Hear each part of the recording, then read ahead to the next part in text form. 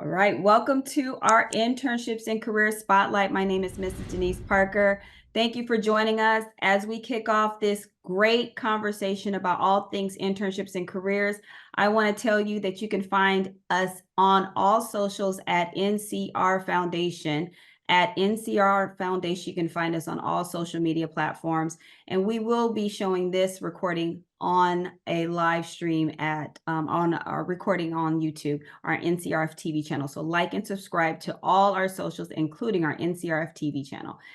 Excellent. Dr. Price, you ready? Yes, I am ready. Good morning, everyone. Good afternoon Still for on mute. some. Let me push pause. Afternoon, good evening, everyone.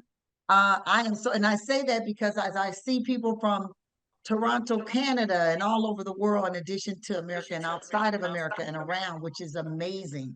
I am Dr. Teresa Price. I am so excited to have you join us. We are all about opportunities for you guys to be empowered to do amazing things and to also represent us in all the companies in different areas that exist. We have a lot of opportunities, resources. This is all the time. So make sure, as Denise mentioned, you subscribe, you stay in touch, you stay connected, because every day, guess what? There's a new opportunity. So we welcome you. We're going to get started. We're only going 12 to 2. So Denise, take it away. Denise is our director of our Internships and Careers program, also special projects, also Entrepreneurship Academy. So if you're in entrepreneurship, also tap into us. All of those things. We have some amazing guests for you today, for you guys to be empowered to just elevate your game. Welcome. I love it. Thank you, Dr. Price. So as you can see, this is a virtual. And so this is going to be an opportunity for you guys to ask questions. There are going to be breakout rooms. Breakout rooms are going to be designed for you to ask further questions. If you do have a question, there is only one way. We really want the questions are in the Q&A portion, not the chat. There should be a Q&A area, not the chat. If you can't find it, look down at the bottom of the screen and you should be able to see it at the bottom. If you're having difficulty, yes, you can put it in the chat. We're not going to be a stickler on it, but we would love it in the Q&A area. If you're having an issue, again, you can just put it in the chat. So before we get started to all the official line of business, I want to make an exciting announcement. We have kicked off today with our wonderful new partnership and collaboration with one of our, this is awesome. We have a talent recruitment portal that we just partnered with Matchplicity on, and I want to bring in the co-founder of Matchplicity, Miss Lauren. How are you doing? I'm doing great. So happy to be here. Thank you so much for having me. Yes. And what are we doing with Matchplicity? How are we collaborating to make sure that our young people and early career seekers and professionals from 18 and up can get opportunities? Thank you so much for that, Denise. So Matchplicity is a platform that's designed to offer community-based and community-centered workforce connections for young people like yourselves into career opportunities that have been specifically identified for your specific community. So we've actually partnered with the organization to be able to offer Matchplicity to all of you. And so you'll be able to leverage the platform to create a career profile that will help you analyze your skills, your soft skills, your technical skills, what your preferences are from a work perspective, what things are important to you. And it'll help you create a pretty round profile of yourself. You can upload your resume as well. And then you'll be able to be matched with career opportunities and employers that meet those needs, right? And so we've designed the platform specifically with the job seeker in mind, wanting to make sure that we take into consideration what it is you all are looking for in your next move, right? And if you don't know what that is, we've designed the platform in a way to help you kind of figure that out. So it's got an AI bot that will help you identify what your skills are, as you're filling out your profile and trying to figure out what, you want to put out there in terms of, positioning yourself for the employers. And so it's all of those different features are available to you. You'll also have the opportunity to engage with NCRF directly through a community forum that's also on the platform. So as they're, starting different threads, or if there are different topics you're interested in or where you have questions, you'll be able to engage and connect with the organization itself. So there's lots of great things on there. Very excited to be able to bring you all to the platform. And I'm here to answer any and all questions and help you all get onboarded. Excellent, excellent, excellent, excellent. So in the chat, we're going to just place the Matchplicity link so that you guys can start to create your profiles. You can also find this on our webpage, thecollegeexpo.org, under programs and internships and careers. We will be sending this directly to you guys because you guys registered on Eventbrite. That's a great thing. So now we can send it to you directly. But if you want to get started now, you can go ahead and get it off the chat right there. If you have any questions, go into the Q&A, and then Lauren will be in the breakout room to ask more specific questions on how to upload if you want to. But we're going to move right along to our next recruiter, Miss Marcelette from IRS. Good afternoon, everyone. I am going to share my screen. Just give me a moment for that. So I just want to give you guys a couple of tips and tricks on how to get qualified for the jobs you're applying for on USA Jobs. I have actually started at the end of my presentation, so let me go back a bit. So my name is Marcelette Ellis Goodwin. I'm currently the acting supervisory investigative analyst out of the field office. I think I'm losing connection. Denise, can you hear me? I can hear you just fine. Great. Thank you. So the objective today, I'm just going to hope that I answer these questions for you. To start, it's going to be, where do you start? Am I qualified and will I get referred? So the start for my objective of this presentation, I just want you guys to know where you should start. I want you to know if you're qualified before you even apply for the job. And I want you to know, will you get referred by the time you finish the application? So a couple of tips. Let's start with your resume.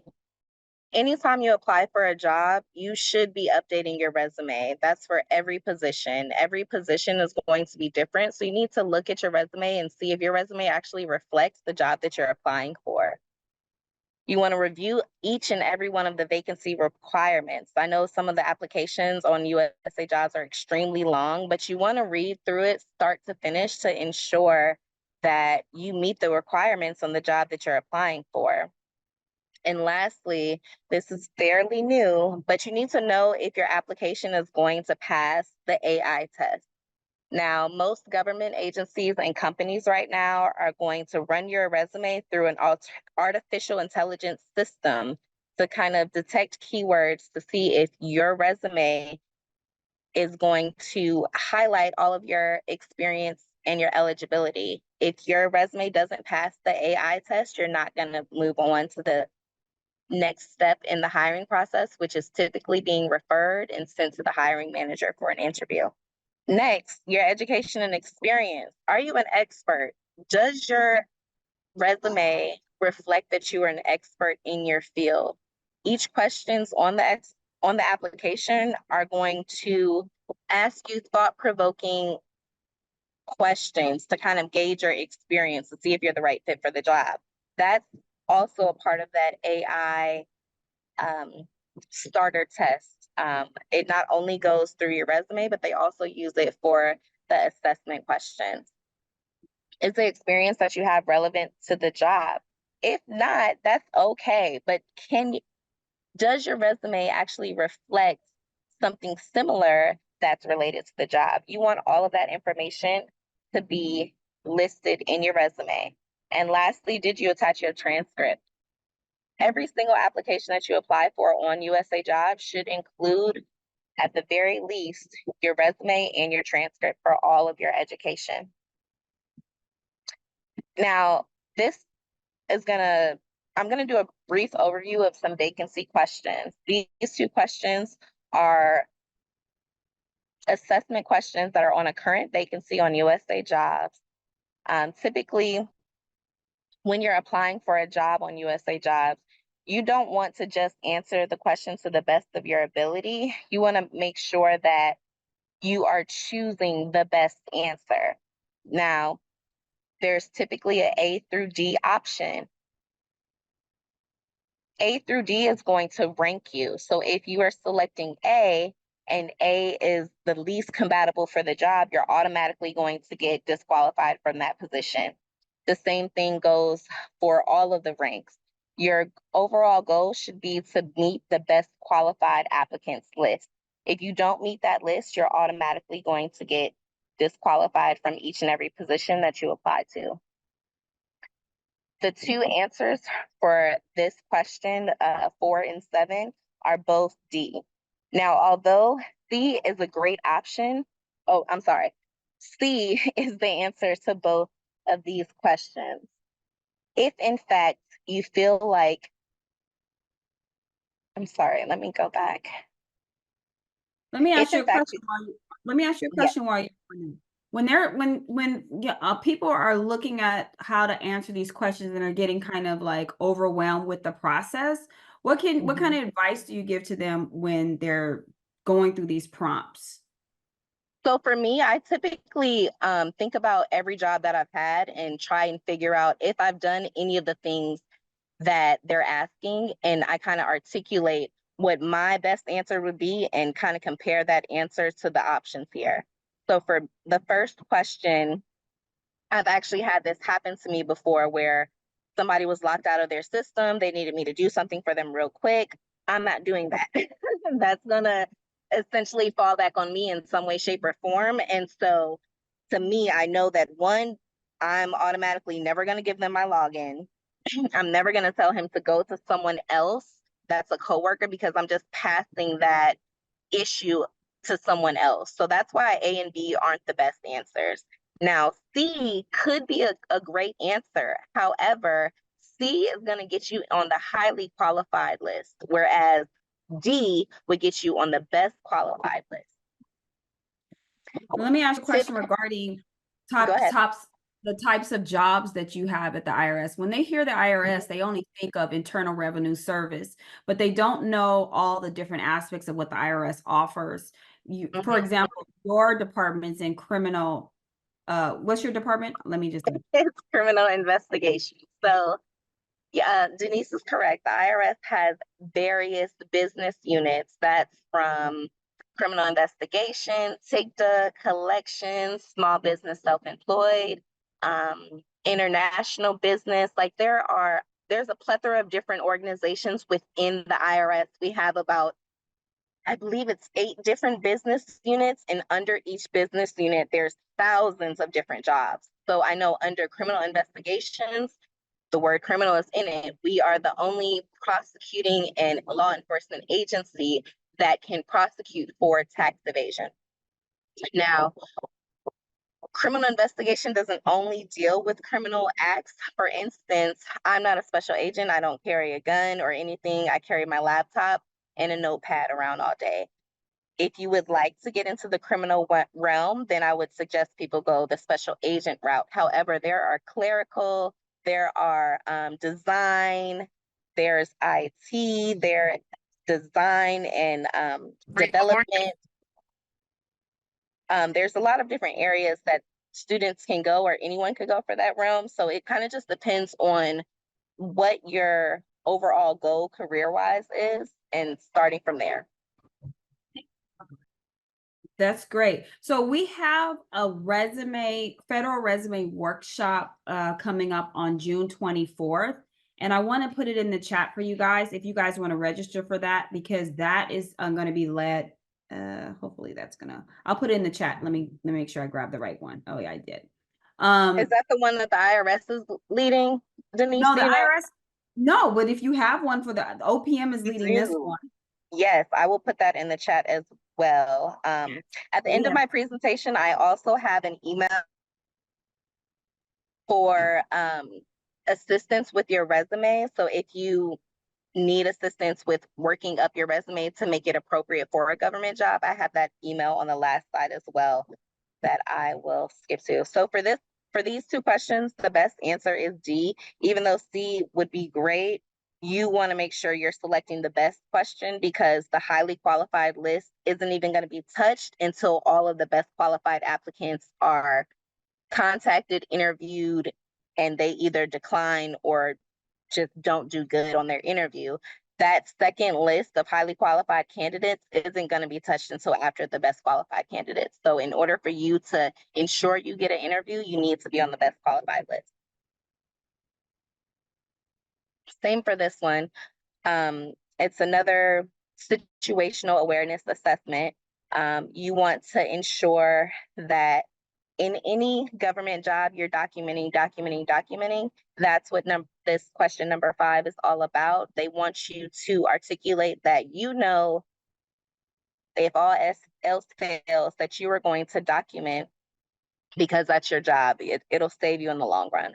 Both of the questions here, the best qualified answer is C, although D would also be an acceptable choice. I will put this link for all of our vacancies in the chat, and I will also upload the resume assistance email in the chat as well, so you have that information available to you.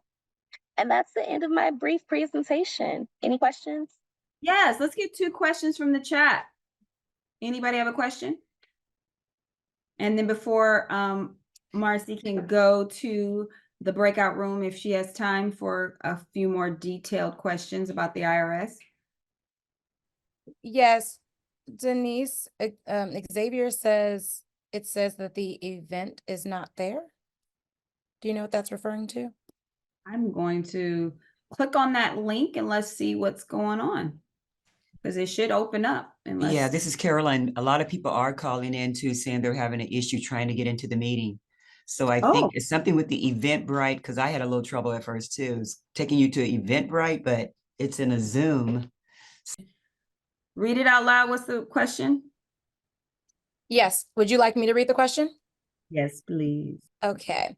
For the resume assistance, do I need to email my resume to the email and I'll just get a response back with tips on what to fix? So do I just email my resume to the email address and will I Yes, get a response back? Yes, thank you, Melanie. You can email it directly to that resume assistance email. You can let them know that I sent you, that maybe that'll give you a little leg up and get the turnaround.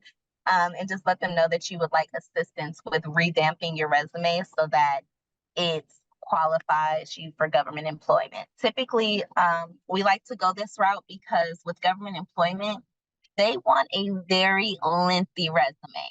In corporate world, they want like a 1-pager. They need to be able to detect who you are and how good you are for their company off the first page. But with the government, like I said, you need to pass that AI test. And so you need a very lengthy resume. And so when you email this person your resume and ask for assistance, they should respond with tips or with a brand new resume to assist you. Perfect. I'll do 2 more questions. And then if anyone has questions beyond that, there will be a breakout room for you to join to learn more. It will be titled IRS, I believe is the title of the breakout room. Yes. So Lauren is asking, I heard that you said there was a sector for design and development. Can you please explain more about that?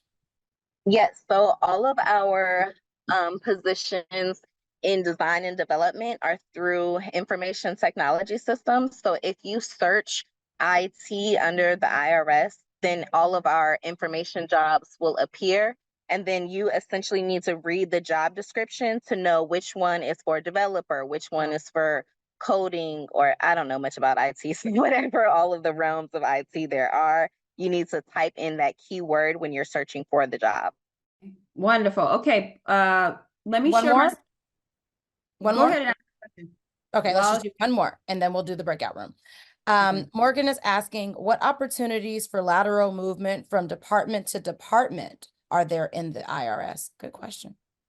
There are actually a very wide variety of department to department moves that you can do. I can give you my background briefly. I started in collections with the IRS in 2017, in January of 2017. I moved over to taxpayer advocacy in August of 2017. After that, I moved to CI, which I am currently now, in August of 2018. They essentially will bring you in and you can move around to each business unit until you find which business unit is right for you. You might start in collections and realize you don't want to answer the phones, and then you can go over to legal. Let's say you have a law background. We have different lawyers and different bods that deal specifically with law. If you want to go straight through working with Congress, there's the IRS Congressional Liaison Department as well. It really just depends on where you want to go, and the opportunities are always available. They go literally to every employee in the IRS on a daily matter. So you can have an opportunity to apply to a different business unit every day. Perfect. Thank you. Okay. Thank you. Thank you. I want to share the screen real quick because I want to show you what the OPM, the U.S. Office of Personal Management, is presenting. If in the chat there is another event that you guys can join and register for Monday the 24th at 11 a.m. Our time, 11 a.m. Of course, it'll be tailored to your time when you register, and it's with the Office of Personal Management, where they tell you how to write an effective federal resume. They'll go into really deep detail. It's a wonderful workshop. It's free. Please take advantage of it. Go to the chat. You see the link in the chat. Register. Even if you feel like you don't want to do a job in the federal government, guess what? There might be an opportunity for you. And it starts all the way from high school, all the above. And then you have to be mindful of the classifications of there's G classifications like 1 through 15 or 20 or something like that. And you have to be very careful which one you select if you are already a graduate from college, or if you already have an early career, or you already have certifications. There's so many different ways you have to go about it. And it's kind of hard to navigate if you don't have the information. So I do suggest that. Go into, I think Marcy, are you there in the, is she gone? She could be in the breakout room. Go to the breakout room and talk to Marcy. I just wanted to say the name of the breakout room because there are quite a few questions from Marcelette. So I want to make sure you guys don't miss this. So you're going to click on breakout rooms and you will see it says IRS-career opportunities, and you'll click join. You'll be in that room with Marcelette. Thank you. Excellent. So we're moving right along. Yeah. Okay. So we're moving right along. We're going to T-Mobile. Miss Lauren from T-Mobile, are you ready? Yes, thank you so much for the introduction. I'm going to share my screen. Yes, share your screen. Awesome. And everybody can see it okay, right? Yes. Cool. All right, y'all. Hello, everybody. My name is Lauren Satterwhite. I'm going to be presenting on behalf of T-Mobile, our early and career opportunities at T-Mobile. A little bit about me. I'm a program manager here in our career and diversity recruiting team. I help support and cultivate a lot of our university partnerships, whether it's our minority serving institutions or our HBCUs. But I help kind of cultivate that conversation, the partnership, to get some of our early in careers in our talent pipelines. So where we're headed today, I'm just going to introduce T-Mobile, what it's about, our culture, the people here. I'm going to do some career spotlights. So I'm going to highlight our retail sales, and I'm also going to highlight our internship program. And then at the end, I'll put up a QR code. So if you guys are interested and want to learn more, you guys can definitely sign up and be involved in all the communication that goes out. And then at the end, I'll answer any questions you guys have. Starting off with who we are. As you can see on this page, you see like top 100 or like best 100 or best companies to work for. T-Mobile's all about trying to be the best in what we do. But we know that. Okay. Sorry.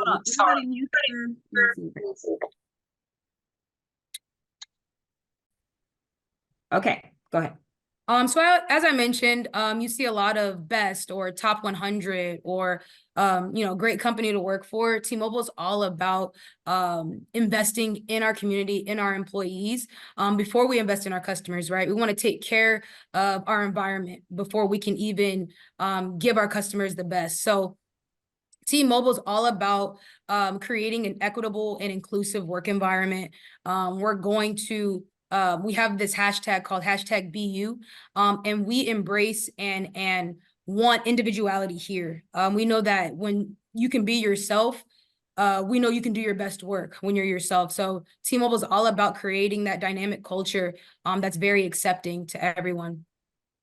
I love this slide because I tried to condense T-Mobile into 10 reasons why to love working here. I'm not going to go through all of them, but I'll go through a few of my favorites. So first, the people. When you get here, a lot of the people are going to be, wanting you to win. They're going to try and put you in the best position possible to win, to succeed. Another thing that I absolutely love is the growth opportunities. I started out as an intern here, was able to convert full-time to a program manager, managing different programs that I'm passionate about. And so again, the people, the growth opportunities, and then this idea of being yourself and embracing that individuality. I'm able to bring my own sauce to the table. I'm able to be myself and push forward ideas that my manager might not think of or my colleague might not think of and not be judged for it. So again, T-Mobile is just a great work environment, a friendly environment for people to succeed. I also want to highlight, again, I talked about our equitable and inclusive environment, and it also starts with our affinity groups and our employee resource groups. We have a whole bunch of resource groups. Again, these are going to be your groups where you can connect with people who are like-minded, right? Who are allies of your specific group that you identify for, right? And I love it because, again, I'm based out of Cleveland, Ohio, and we're a company that's spread across the whole country. So I can connect with folks who are in Atlanta or who are in Washington and connect with them on similar things that are going on. And that's really special to have these environments and these places where you can speak freely about things you're passionate about. The first career I want to highlight is our retail sales. So these are going to be our frontline workers. What you'll do in this position is showcase the latest and greatest in technology. Again, these are our frontline workers, so they set the tone for the customers. They are the innovators because they are having to come up with personalized solutions for our customers on the spot. What's cool about it, again, is that you're dealing firsthand with customers. You're able to learn stories. You're able to get them to learn something new. And the experience you will bring is customer service and sales experience and relationship building skills. Again, we want our customers to feel comfortable sharing, what they might be struggling with when it comes to their internet or their phone or whatever the case may be. We want to provide that service for them with excellent customer service and help them in any way we can.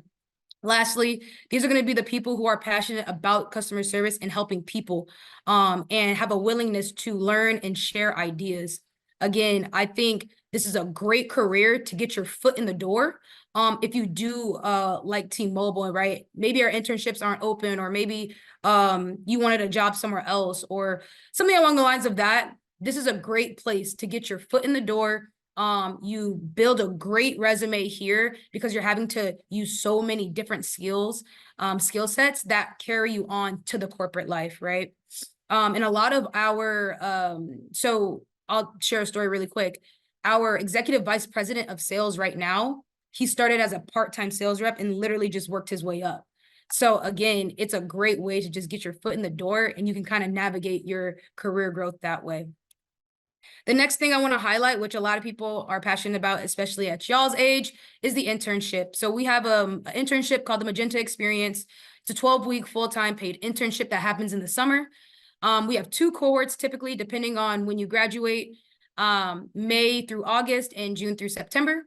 What's cool about this internship is once you get there, you're given a project, and it could be like an issue we're having in the company or something that we need to better in the company. They'll give you a project and you'll work on it for the whole 12 weeks. and then you're able to present it to the executive vice president of whatever industry you're in.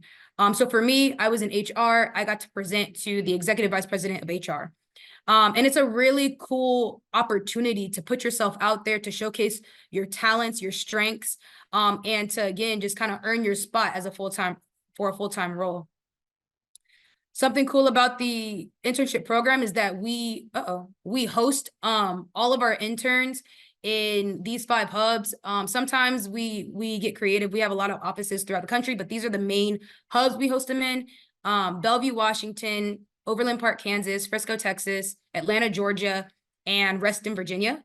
We also have offices in Cleveland, in Chicago, in Denver, but these are our 5 main locations. And what's cool about it is T-Mobile is able to relocate interns to these hubs. Some of the things you do at the internship, you get to do meet and greets and networking sessions with all the professionals there. You get to go to an MLB baseball game that's paid for, it's free. An employee resource group fair, again, connecting with folks who are like-minded, networking events, social hours, and all these things have free food, free swag, free all of it. So you know what they say, if it's free, take 3. So these are great opportunities for interns to just kind of relax and kind of take it all in. And then we celebrate National Intern Day, which is a really cool. They throw a party for interns. They're giving a whole bunch of swag and, again, more free things. And I want to put this slide up there, and I'll leave it up there for a moment. It's just how to keep in touch. So currently, our summer internship is going right now, but we will be releasing internship applications late fall. If you join this link, you'll be notified first of these internships. I always recommend signing up for these types of things because our internships are on a first come, first served basis typically. And I like to fast track people who actually invest, right? Come to these events and want to learn more, right? So if you put your name and you sign up, I'll have your name in my system and I can fast track you, right? If you do apply to an internship or you do apply to a retail sales position, I want to be that advocate for you. So I'm gonna leave this up for a few moments later, and also just willing to answer any questions that anybody has. Well, great. This is awesome, Lauren. Thank you. Do you have any opportunities that reflect upon those who have committed their service to the United States government and now they are going back into the workforce as civilians? What type of opportunities do you have for civilians who were once, armed force members? Absolutely. So I highlighted these, and these are more early in career opportunities. However, on our website, we have a ton of positions open in our back office. So that's legal, finance, marketing, technology. We have a whole bunch of internships. What I suggest is also scanning this QR code and being notified of those positions, right? I think the best way to get into back office is building that connection, building that one-on-one connection, connecting on LinkedIn, and that way you're able to showcase your talents, right? I know a lot of folks, especially like in our military community, a lot of the skills they do there translate into the corporate life, but it's better for someone to advocate for themselves than it to see. Like, not everybody's going to understand you dealt with, crazy weaponry. Like, they're not going to understand the things that go into that, right? And so I highly suggest still registering on this link. That way we can connect and we can get you in a place that's fits your interests. I have a question. So your internships, are they just for this summers only? Or are they for throughout the whole year? They're only for our summer. So we typically start our internship application process in the fall, and then we hire for the next summer. So right now we have our summer kind of locked, summer already started. But I love to share our internship opportunities for the following year. That way folks know early on and they're not last to know and then it's too late, right?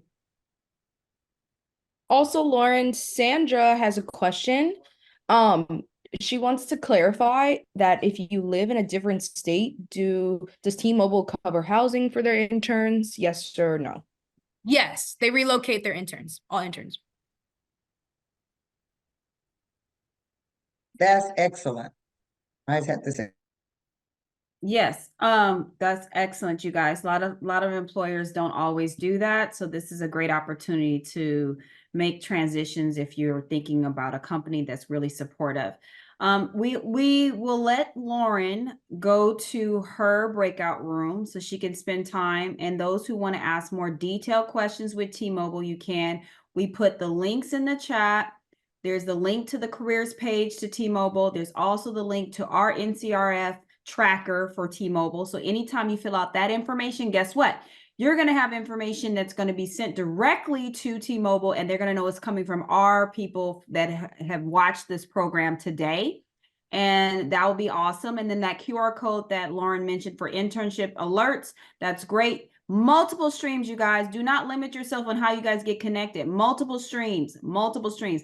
Also, Lauren put in the chat her LinkedIn profile. Please connect with her. She's amazing. She's just an example of how she started as an intern and now she's doing this. She has this wonderful permanent role with T-Mobile as she transitioned out of one into the next, from a student athlete now to a grounded seasoned professional. I love it. And so go ahead, Lauren, go into your breakout room. For those who want to have questions with Lauren Satterwhite, please go to the breakout room and ask. Miss Next, Denise, yeah. there's a great question in the chat, and I think that this is a good time to once again mention our partner that we started the event with. Sandra asks, is T-Mobile an employer on the Handshake platform? Would these internship opportunities be posted within Handshake for college students to access? I think Lauren can answer that question, but then you might want to redirect some students as well, Denise. Yes. Lauren, I don't know if she's still here. Did she Yeah, go to the- I'm here. I can answer it really quick. Yes, we are on Handshake. We do post all of our internships that open up on Handshake. Again, I also, on my profile on Handshake, you can connect with me one-on-one. Again, that QR code link will be on there to join. But yeah, there's a whole bunch of resources on the T-Mobile page on Handshake. So if you're looking for internships, it will definitely be there. And retail positions as well will be on there. And yes, and also our Matchplicity NCRF talent recruitment portal will have this information on there. We are onboarding all that stuff in the next weeks to months. You're going to see a whole lot of opportunities, including T-Mobile. So definitely sign up for our Matchplicity link. It's in the chat. We'll put it back in the chat at the bottom so you guys can see it. Go ahead, Lauren. Go to your Thank you. breakout room. Okay, wonderful. So next we have is from all the way from Los Angeles, Mr. Clarence Scott from Yo Watts Youth Source Center. Are you ready, sir? Yes, ma'am, I am. Okay. Well, Wow. thank you for joining us. I know we have some regional community supporters that want to share opportunities, and these opportunities, I love it. What ages are these opportunities for? All right. Well, good afternoon, everybody, or whatever time you are in. Again, my name is CJ Scott or Clarence Scott, and I am a project coordinator here at the Yo Watts Youth Source Center based in the city of Los Angeles in the wonderful community of Watts, California. We provide youth employment, mentorship, career development services to city of Los Angeles young people between the ages of 14 to 24.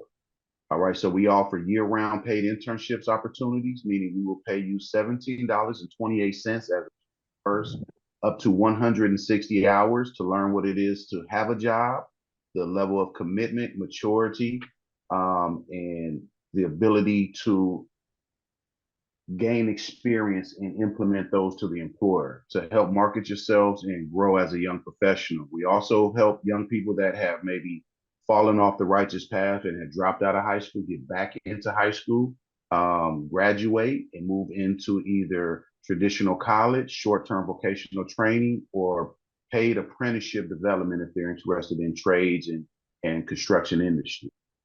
With our year-round internships, again, we place in a multitude of different environments and different industries at no cost or liability to the work site. So we will pay them to work at different locations. So we have partnerships throughout the city of Los Angeles. We are limited to City of LA residents, but I am aware of Los Angeles County service providers and can provide you guys a reference or referral to those agencies if you do not live within the city. So say you live in Compton, Inglewood, Gardena, Linwood, Southgate, or something, some city to that nature, we can get you connected with the local service provider in your area. Well, that's amazing. That is amazing. How many people are just excited about ages 14 to 24? I am. I don't know about you, Dr. Price. You said we are Resources Foundation, right? Resources. right. We're all about It's helping for the community resources. and building up individuals through and through, from college careers and beyond. That's our mantra. So any questions in the chat? Let's see. Let's get them started before we go to our next. Questions. I think we do. This is exciting. This is exciting.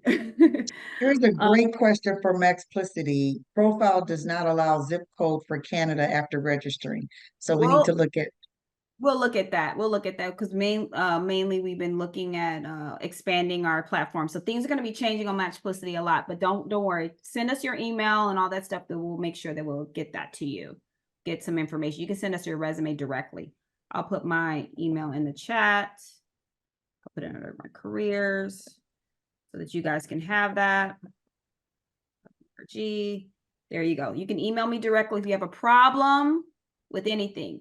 Okay. So, typically, what are some of the, Mr. Scott, what are some of the internships that you guys provide? Like, can you give me some specific skills that you guys are building for these, this youth group?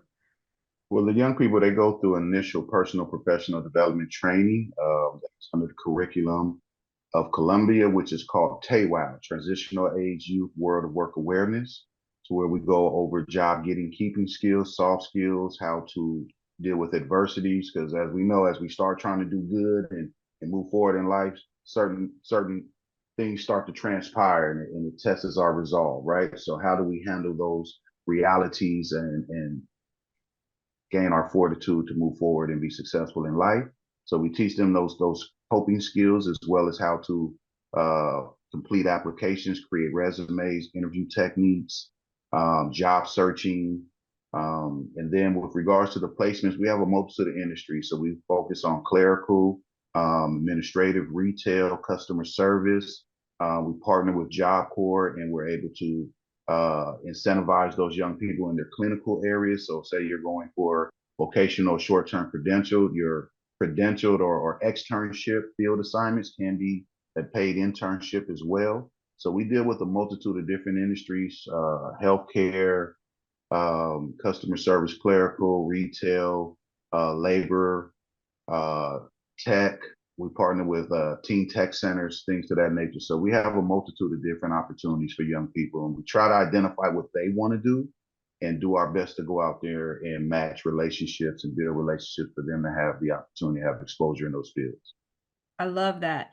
Are there any testimonies of young people who've gotten work and changed their life, shifted their Most definitely. Most definitely, most definitely. I actually have a young person that wanted to get into film industry back 2004, back when New Line Cinema was still around. This young man was a high school dropout, really didn't have a vision for his life or why he was on this earth. And through our mentorship and engagement with him, we were able to get him back into school, and he gained his GED high set, enrolled into Los Angeles City College, and started taking some media courses and directorial courses, gained the internship as one of the only non-college students to gain it at that time. Then he was brought back the next year as one of the paid college students as an intern. Now he has moved on up and he's worked with Disney, Verso Entertainment, Machinima.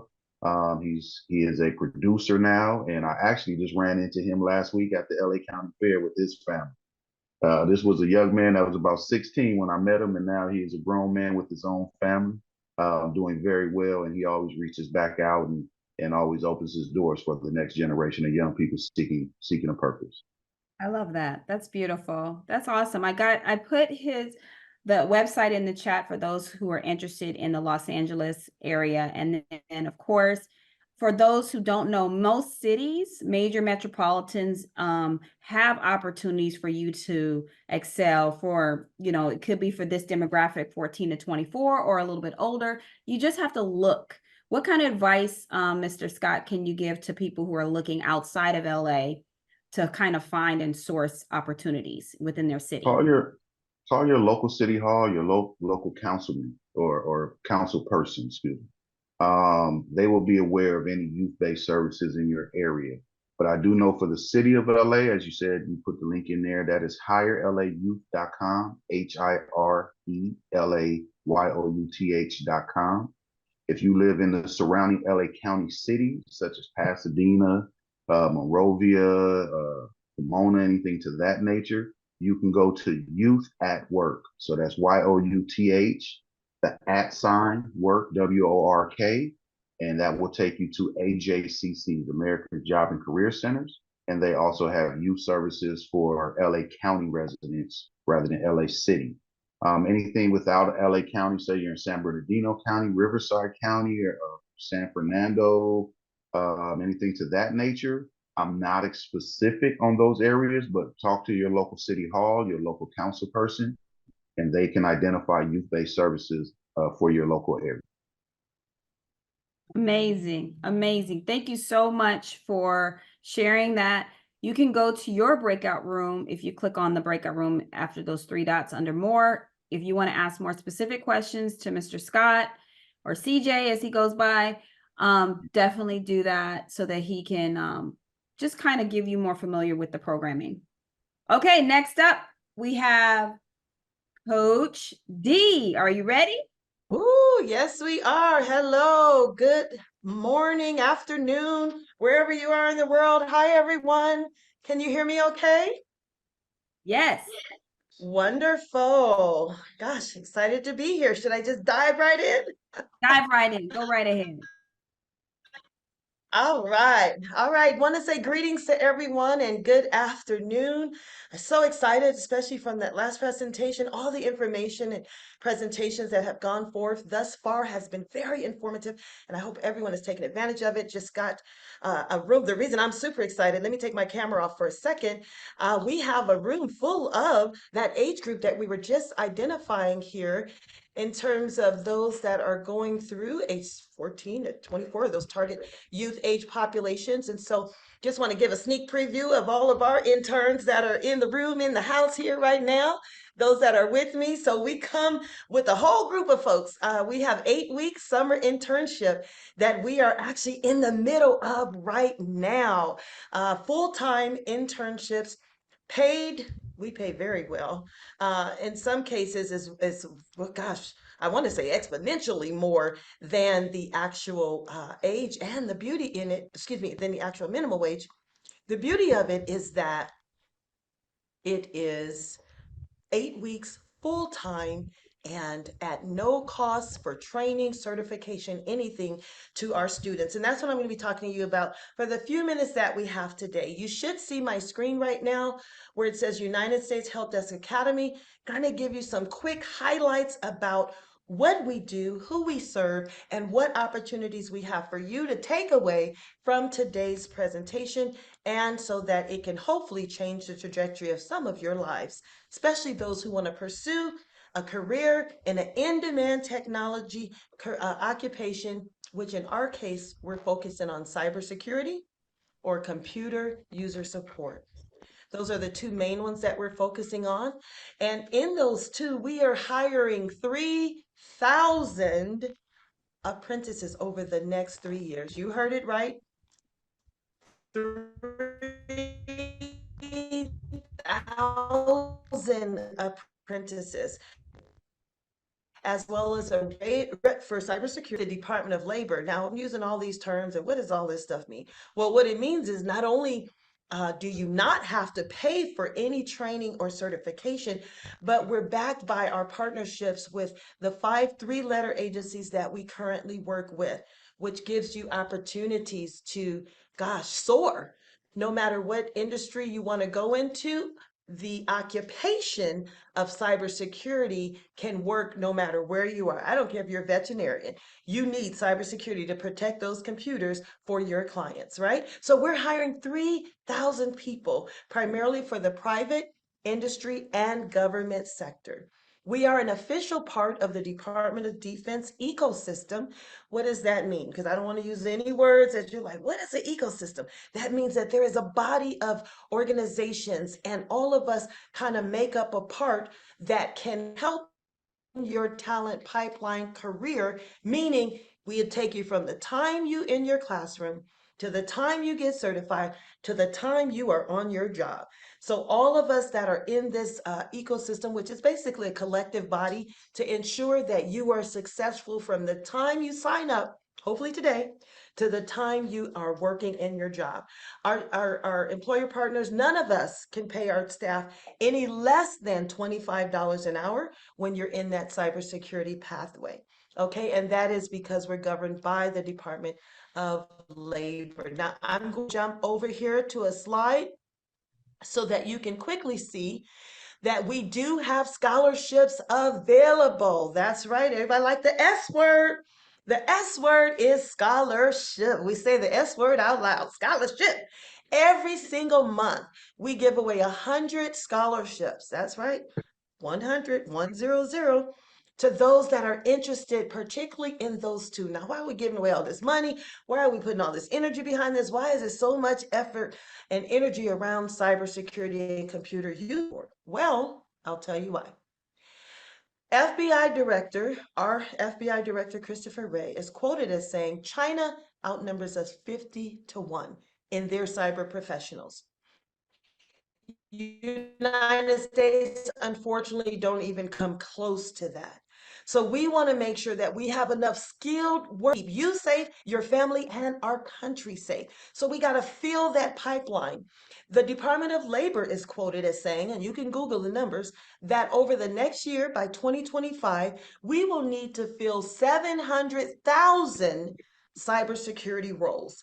And so we at United States Help Desk Academy are responsible for getting you in that pathway.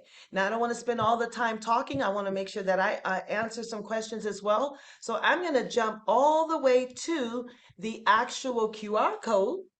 And then if there's more information, I know we're going to go into breakout rooms. I know we had limited time here today. If you forget everything that I said today, I can summarize everything we do in just 3 words.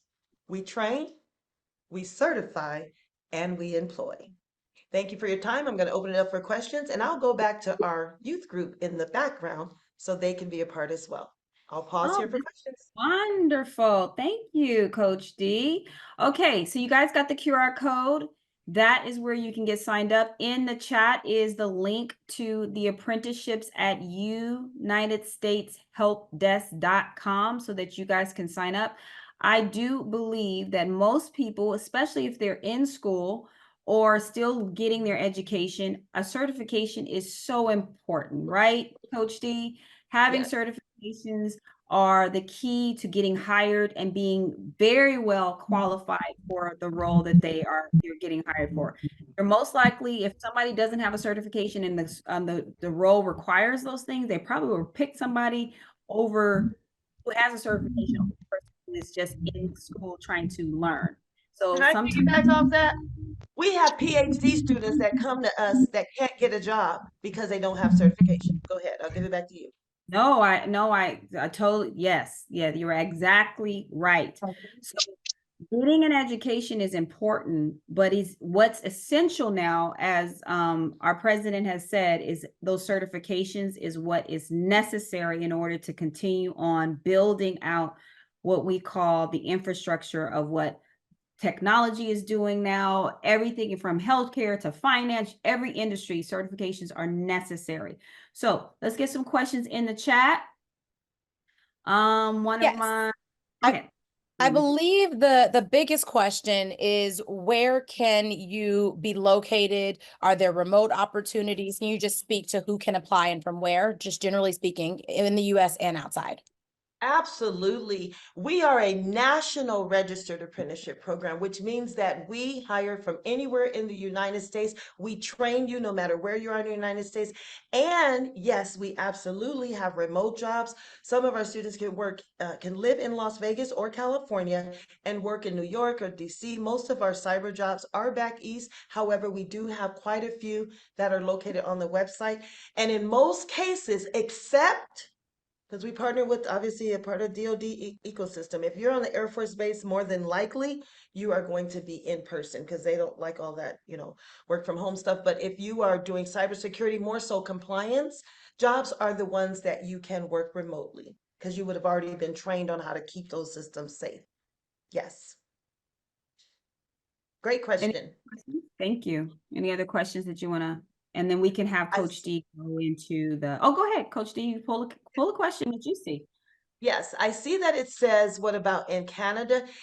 We, as part of the Department of Defense ecosystem, actually have countries that we collaborate with as long as they are a NATO country, meaning, and you can just Google list of NATO countries, meaning they are an ally with the United States of America. You can be an official part of the ecosystem even without living in the United States. So that's the question to the answer about Canada.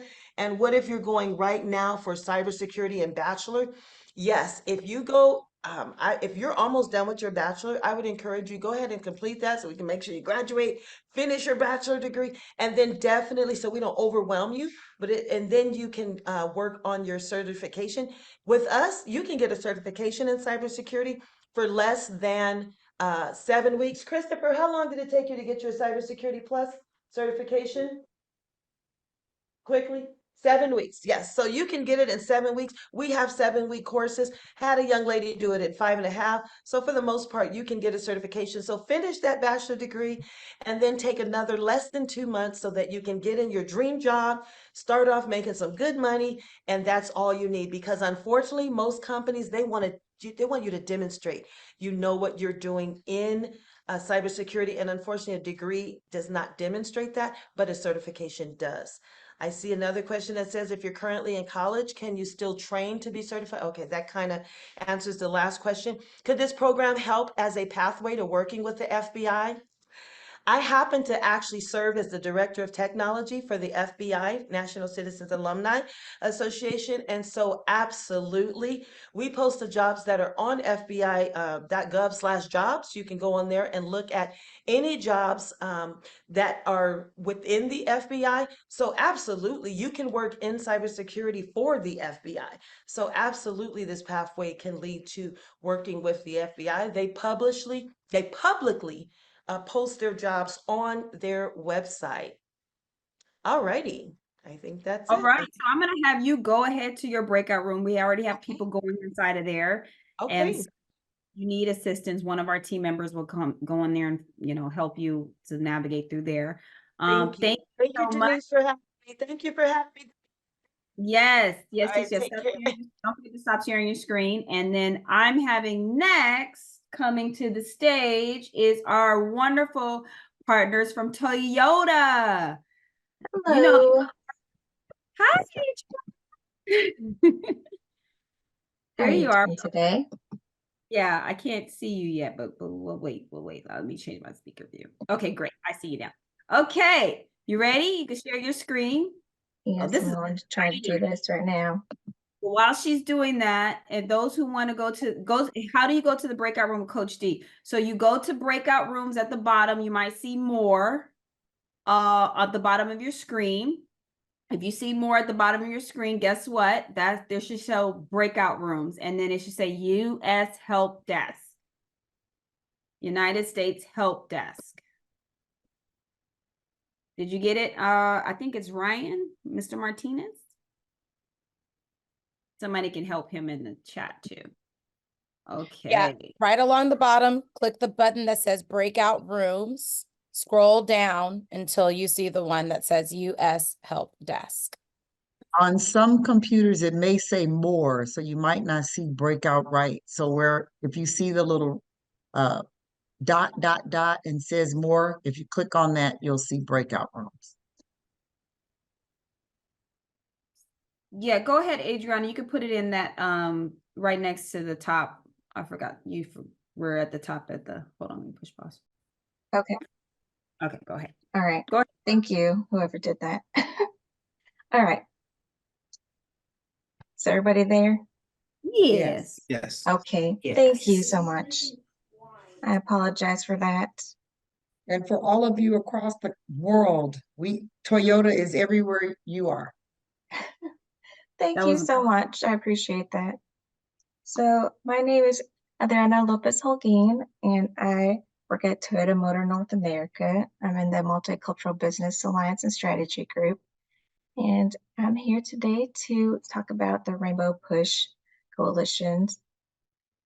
Hold on now, it's not letting me move my stuff over. Can y'all see that? Oh, here we go. The Rainbow Push Scholarship that we offer at Toyota. It's also known as the Jesse Jackson Fellow Scholarship, which is sponsored by Toyota. It's now accepting the applications for our 4th cohort. This scholarship is designed to support exceptional students who demonstrate leadership potential and academic excellence and its commitment to contributing to the automotive industry. So if anyone is interested in the automotive industry, this scholarship is renewable. That awards up to $25,000 annually, which totals $75,000 for over 3 years. And it also supports 2 internship opportunities with our company for 2 internships for one, which is for 1 semester for the summer of 1 year, and then another semester for the following year. And we also will provide those at 2 different facilities, which would be anywhere across the country, which we would select.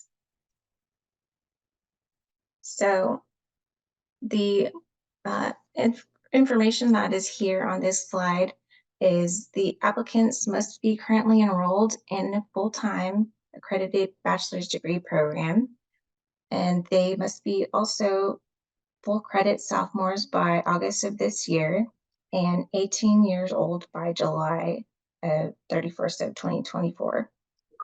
Oh, sorry, that you can't see that on the screen. The eligible candidates must also be pursuing a major in either business or engineering or a STEM related information.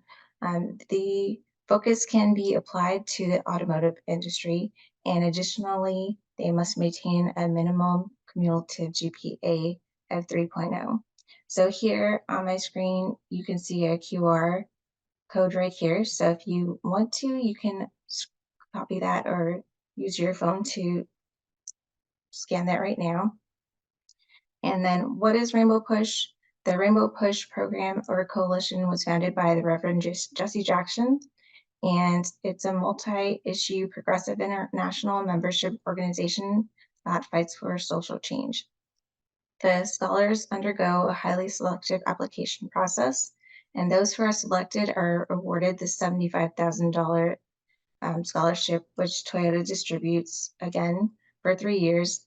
And we also would like to support this scholarship, which I know, and I've been part of this whole application for Push Excel for a number of years since I've been part of this group that has been supporting it for multiple years. If I do have background on this information because I meet with the program's information and the with our HR department, and we do have meetings probably, I would say, every 2 weeks. And if you are interested, I do know, since I do meet with these people from this group, probably every 2 weeks, I would say. I know the number of people that have submitted applications have been probably, I want to say, maybe 300 people that have actually filled out the applications.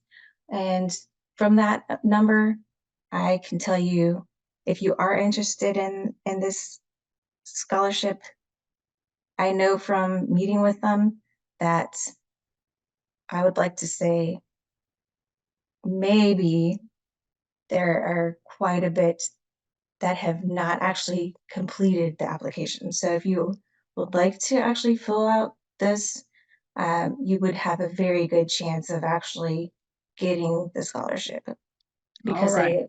they Let's go pause. on there.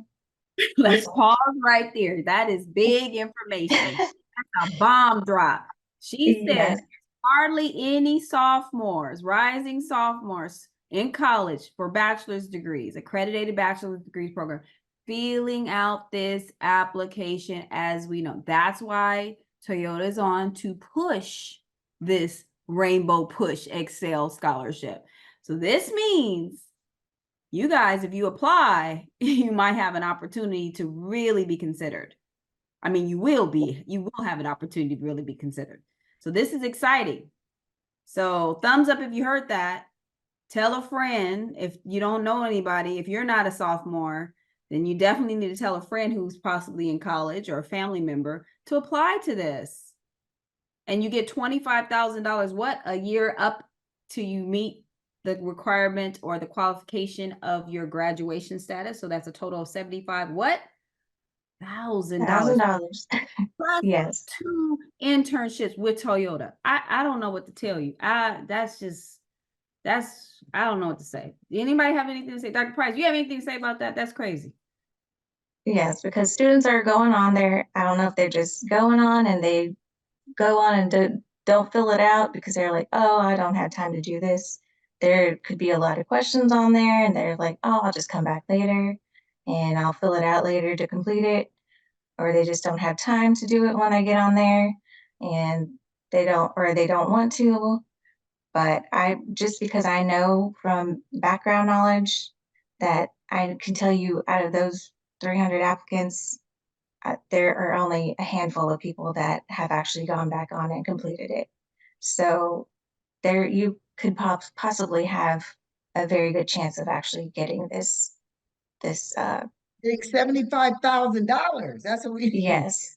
You guys have an So opportunity to get $75,000. So please, we are encouraged. If you have any questions, if you need help filling it out, I'm going to say for everybody on here looking for opportunity. So whether there's an opportunity for you or for someone in your family, a relative, friend, god sister, god brother, whoever, take all the information you get today and whether it can apply to you, it may or may not, but it can apply to somebody else. It's about resources, you guys. We are the village for the community, which means we're counting on all of you guys here to make our world better. We all have to participate and we all have to help each other. So please be proactive in sharing resources with your community. And here's a resource that's only about $75,000. So let's give $150,000 out there to 2 deserving people that need it. I love actually there are 10 students that would I'm receive. sorry, it's 10. That's Yes. almost $1 million, guys. That changes the equation. Almost $1 million is out there for people to better their lives. So if it's not for you, take it and share it with someone else. That's And we great. will let us know, Ms. Holquin, what the numbers look like.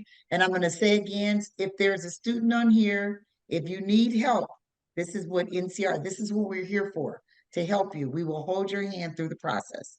Call us if you need us. We got you. Okay, we have a question in the chat. It's a good question. If I'm a sophomore at a community college and then transferring to a 4-state university, would I qualify? Ultimately, Yes. okay, go ahead.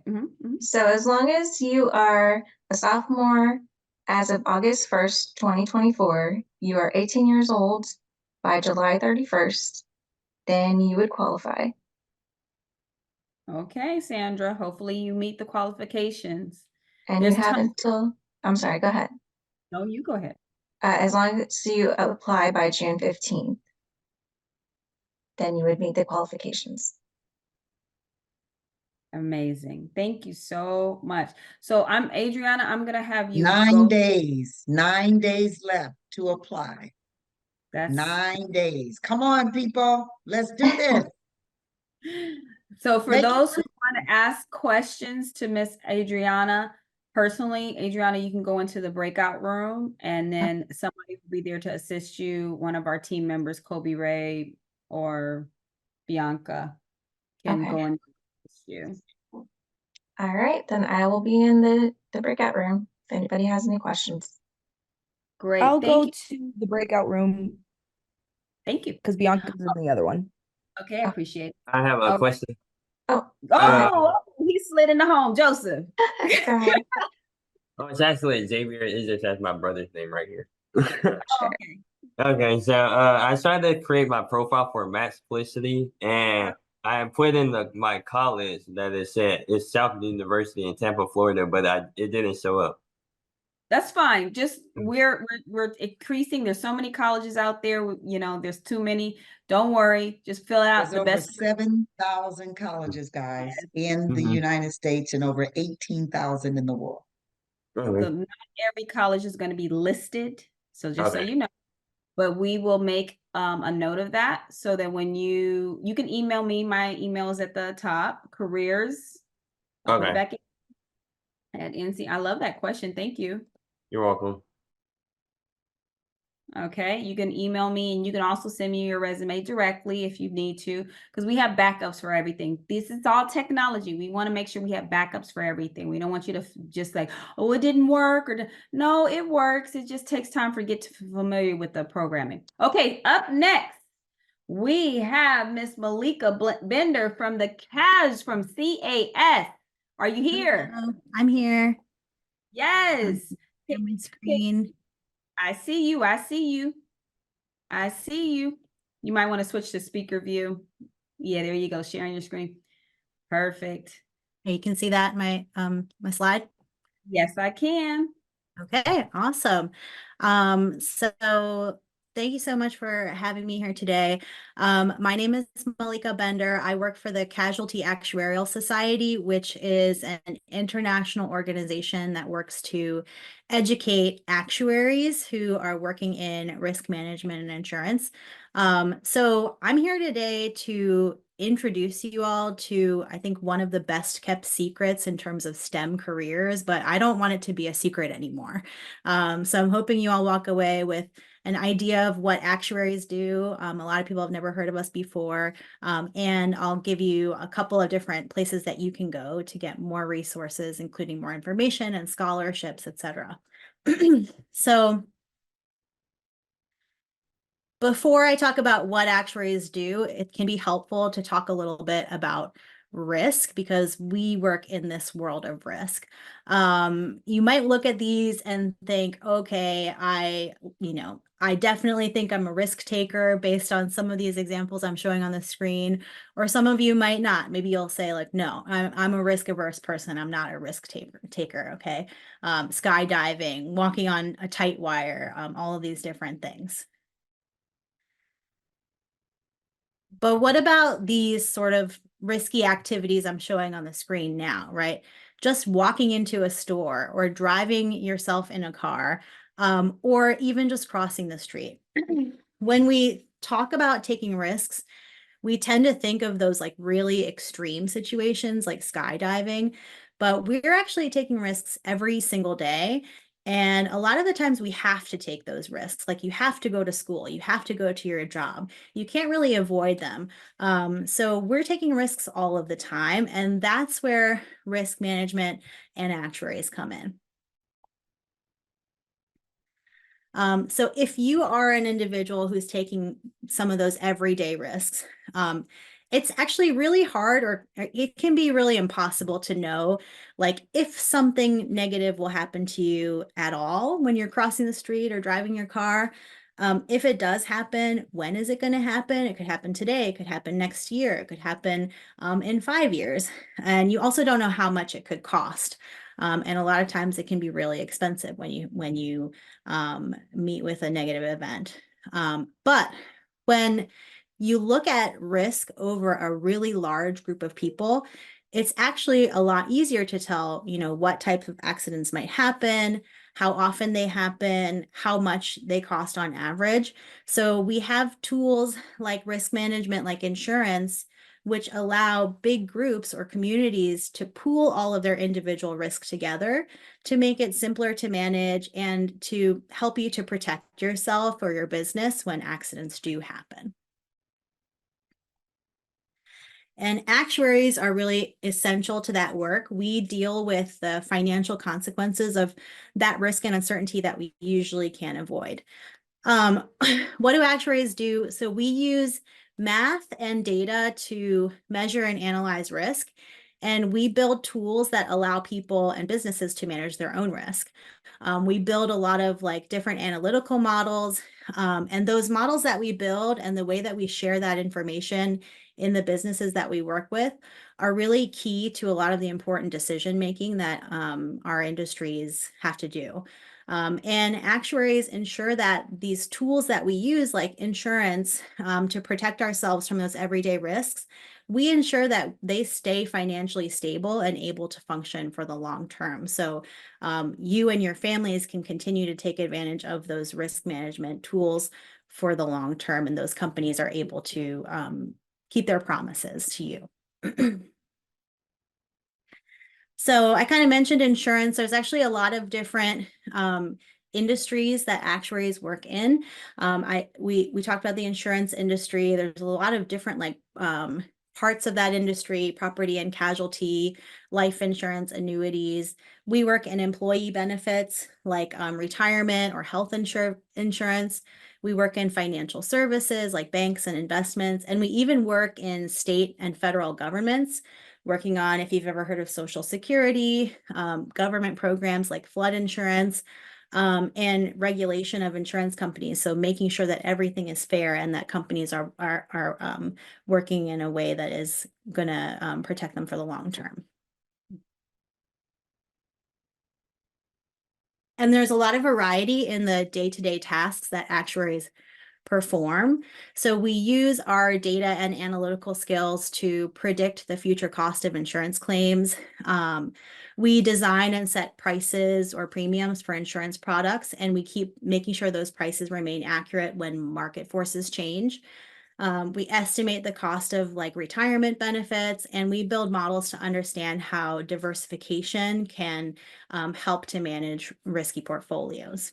So in my career as an actuary, I've worked in a lot of different types of roles, working on pricing insurance, working on building data warehouses that can help us to understand risk better, and designing new products. I'll talk about one of those next. There's always a lot of new types of risk for actuaries to analyze and manage.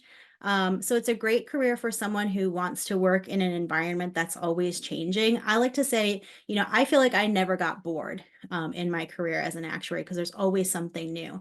So these are just some of the like new topics where actuaries are playing a role. Internet of Things and big data. We're doing a lot in artificial intelligence, climate change, climate risk, population changes, infrastructure, aging infrastructure. Automated vehicles is a big deal in terms of how that changes the risk on the road. And cyber risk is a big one. When I was in one of my previous roles, I got to work on building a new insurance product for drone coverage. Drones are really exciting, and this is maybe one of the uses that you might not have heard of is like farmers are using drones to survey their fields and understand where their crops might have disease or where they need to plant more or less, or just to keep track of everything. And that became more and more in the last maybe decade. So we had to build a new insurance product so that those farmers could protect that resource that they're using to keep their businesses going. Okay, so what skills do you need to be an actuary? I think I mentioned math and data, and most actuaries really love working with data. We have strong analytical skills and problem-solving skills. So if you liked math or statistics in school, this is a way to use that in real life and in a business setting. Like I said, if you have an interest in business or finance, actuaries are really in high demand in those industries. You do need to be somewhat computer savvy. We spend a lot of time working with Excel and data analysis and programming softwares. Some actuaries even do their own computer programming in their jobs. It's not everyone does, but if you have that skill set, it can really take you far as an actuary. And great communication skills make a great actuary. You know, we don't just sit behind our computers building mathematical models. We have to explain those models and those complex topics to the rest of our companies, to people who aren't actuaries, to help our organizations make good decisions. So we have to be able to explain really complex topics to a wide range of people. So we're combining all of these different skills to help solve business problems.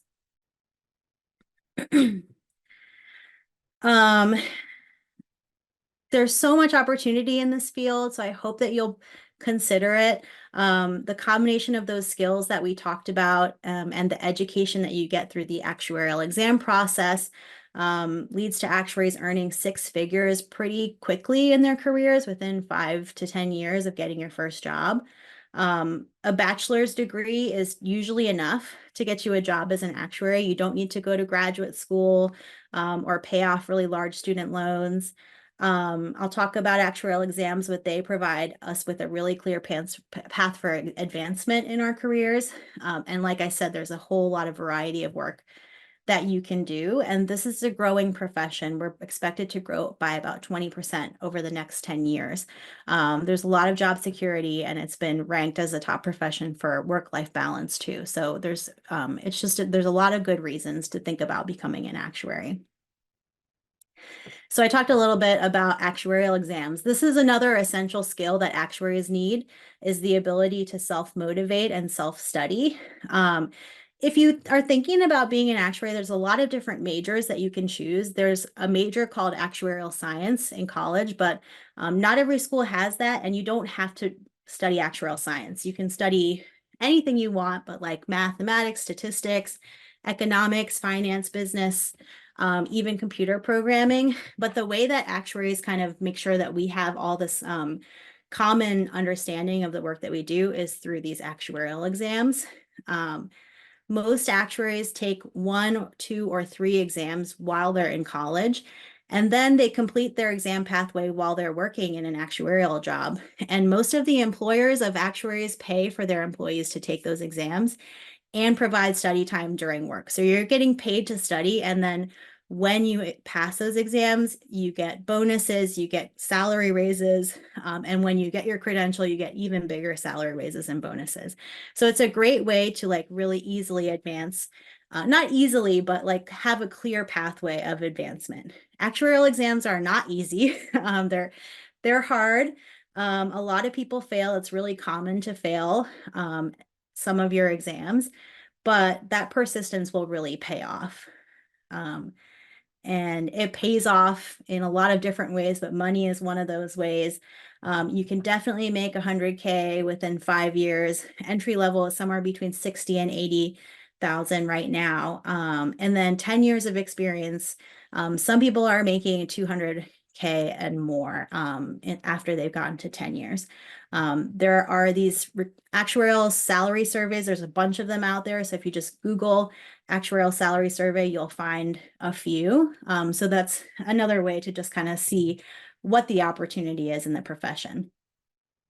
We've got a lot of different groups that are offering supporting resources for students or people who are actuaries. So I'm just going to flash that on the screen so I don't take up too much time.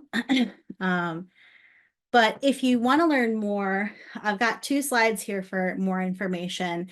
The first place that you can go to learn more about becoming an actuary is beanactuary.org. So I put that QR code on the screen if you want to check it out right now, or it should be pretty easy to remember, beanactuary.org.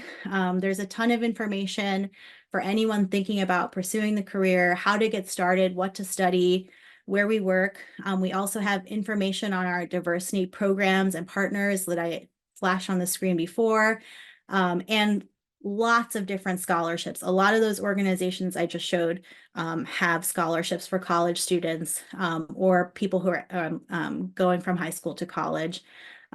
So you really want to check that out and see what opportunity there is. And if you are ready to take the next step into becoming an actuary, my organization, the CIS, has a free membership program for university students who are interested in pursuing an actuarial career. It's called CIS Student Central. We have a community of almost 8,000 students from over 600 universities who have joined for free to gain access to all of the different resources we offer. We have a summer program for students who want to get hands-on experience with actuarial work and to network with practicing actuaries. And a lot of employers have been using our program as a great way to identify their interns for next summer. We do a lot of networking events that we promote on CIS Student Central. We have a career center that shows internship and job opportunities, and we have scholarships that we offer through the CIS, and we share a lot of information on all those other scholarships I mentioned too. And there's like practice exams and study tools and all sorts of things to help you with your career. So another QR code for you there for cisstudentcentral.org. And that is it for me. So I'm happy to answer questions, or I'll go into the breakout room, which I think says CAS STEM careers in math and actuarial science. So if anybody has questions, I'll be in there. Thank you. Thank you, Malika. You guys have any specific questions? I love it. This is a perfect opportunity for you guys to get more information. CAS joined our organization and travels with our expo, Black College and Latino College Expos all across the nation to inform people of the encouraging careers. And I have never met an unhappy actuary. I'm telling you, they are happy. They're really excited about all the things that they have to offer, and it's a great opportunity for you. If you are interested, please join Malika, because we're going to move right along so we can end at a good time. Thank you, Malika. Go to your breakout room. For those who are interested, please go.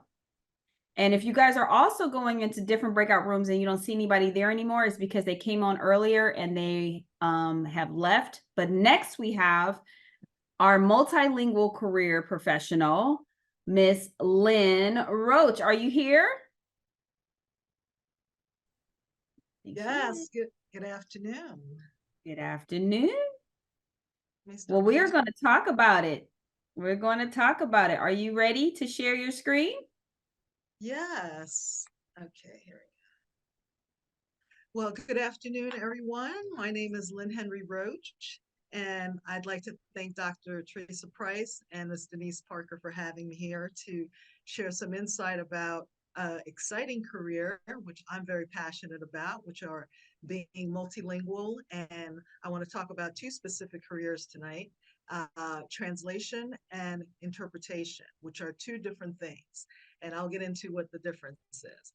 But first, I'd like to ask, are there some folks who are multilingual, bilingual? In other words, you speak another language other than English, and you speak it fluently. If you do, just drop it in the chat. I'd love to know, and just say what language it is. And we'll take a look at that. But what I'd like to talk about is interpreters and translators. Who are they and what do they do? Let me give you a little background about myself and my career. So I have a passion for language and culture. I have over 25 years of industry experience as both an interpreter and a translator. And I'll stop right here and tell you what the difference is.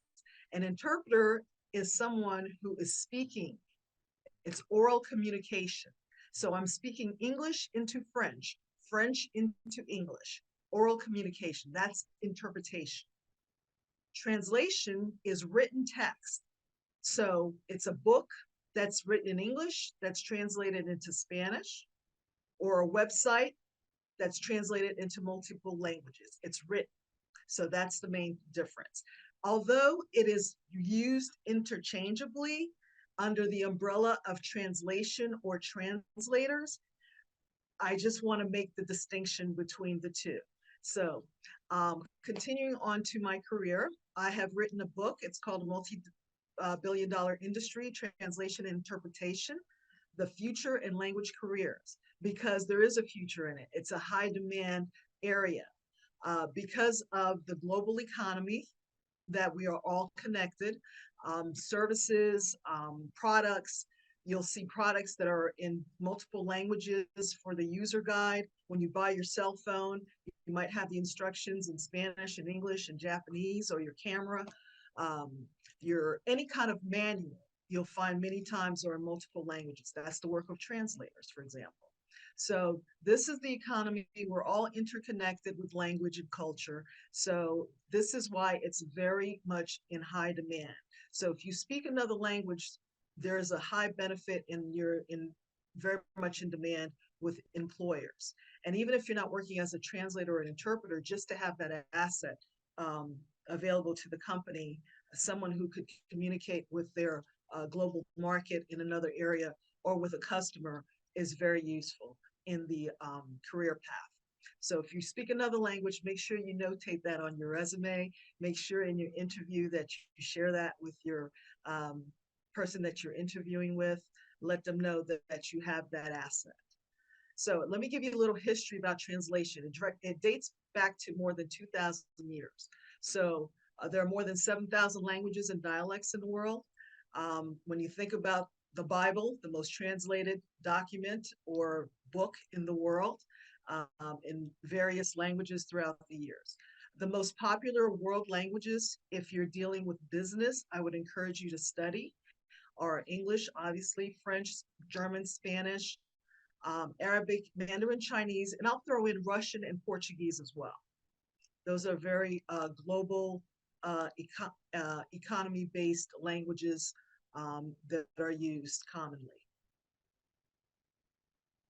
So what do translators and interpreters have that make them essential to the global economy? Well, translation services that we provide, literary translation, books, plays, poems, scripts. Think about a movie that you've seen in Hollywood. Think about when they have dialogue in a different language. So someone had to write that in the proper language, and then they had to probably work with that actor to make sure that the pronunciation was accurate. Professional translation in the medical field, in the legal and educational field. In the medical field, think about the pandemic we just went through and that we're still going through. Something that originated in Asia, in Wuhan, China, traveled globally, and everyone had to figure out, all the scientists, all the medical people had to figure out how to deal with that. They needed to have that information, those reports, and they needed to have that in their language as soon as possible. So I would imagine there were a lot of translators and interpreters getting that information to the folks that need it. Engineering documents, instruction manuals, documents. I've worked as a translator, which is doing written work, where I do a lot of document translation, birth certificates, business manuals, contracts from one language to another. My language pairs, by the way, I speak French, English, and Haitian Creole. I'm originating from Haiti. I came here to the United States when I was 3, and I've always studied French since I was, I think, in 4th grade. So all through middle school, high school, and it was my second major in college. So if you're studying a language, I encourage you to make it a double major or perhaps a minor, but learn it proficiently. Learn it such that it can be of service to you and someone else, because you never know when your assistance might be needed. So how else are translators and interpreters essential to the global economy? We're essential in the efforts of promoting world peace, empathy, charitable givings, and tourism. When you think about when you're traveling to a country, you know, the brochures, the signage, it's in multiple languages usually, especially in Europe and other countries in South America as well. Translators help with negotiating peace treaties. The United Nations would be the prime example, where you always notice they have the conference interpreter because they have the earpiece, and the diplomat is listening to the translation, what they call simultaneous translation. It's happening at the same time as the speaker. And there are various forms of interpretation. I'm sorry, I caught myself. Interpretation. Simultaneous interpretation would be conference interpreters. So why do companies use translators, and why does it help their company? It helps with communication. It helps with being able to, service a customer that walks into your store, or to have products with signage that's in a language that's predominantly maybe in that region or that neighborhood. The visibility brand globally, because you have it in multiple languages, you're expanding your brand outside of your proper country. It builds the company's reputation as global or international. And of course, it increases their bottom line. The more people have exposure to you, the more money you make. So moving on just a little bit more, I want to talk about certification and translation and interpretation as a career path. How do you get into it? Do you need a bachelor's degree? Do you need a master's degree? Do you need a high school diploma? What you basically would need at the minimum is a high school diploma right now in the United States. While you're in school, as a college student, it is conceivable that you can do your certification. And the certification requires you taking some courses, some seminars. Many of them are available now online. And I have resources. If we go into the chat, I can share that with you. You can take the courses online, and after that, you take a test, and then you get a certification that is board certification. It's very intense, but it is something that you could conceivably, from start to finish, depending on when the training is available and what your schedule looks like, do something in 4 to 6 months, that you could have certification as a healthcare interpreter or a medical interpreter, working as a professional with doctors in clinics or hospitals, interpreting with patients, with the medical staff. It could be in person, it could be over the telephone, or it could be via video chat. So you have many opportunities to work as an interpreter, and I've done all of them. I've done interpreting in person, over the phone, as well as video chat. I want to share a little bit about my book, and for anyone who's looking to learn more about the industry. I talk about the career options as translators, as interpreters. I also want to mention American Sign Language. That is also very much in demand and useful. And in fact, the foreign language interpreters are piggybacking off of the American Sign Language interpreter in terms of their guidelines and their standards, because they were the ones that were first recognized under the American Disabilities Act. And therefore, now you'll see many times if you go to a hospital, if you notice in the waiting room, there's a poster, and you can point to the language that you need an interpreter to assist you. And it's free of charge to the patient. I get paid by the hospital, the patient does not pay me. That's a very cool thing that's making it accessing healthcare for many people.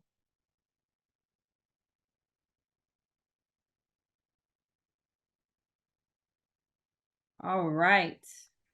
So can you go to your LinkedIn and show them how to find all these great opportunities? I know you're shaking your head. You already knew where I was going with it.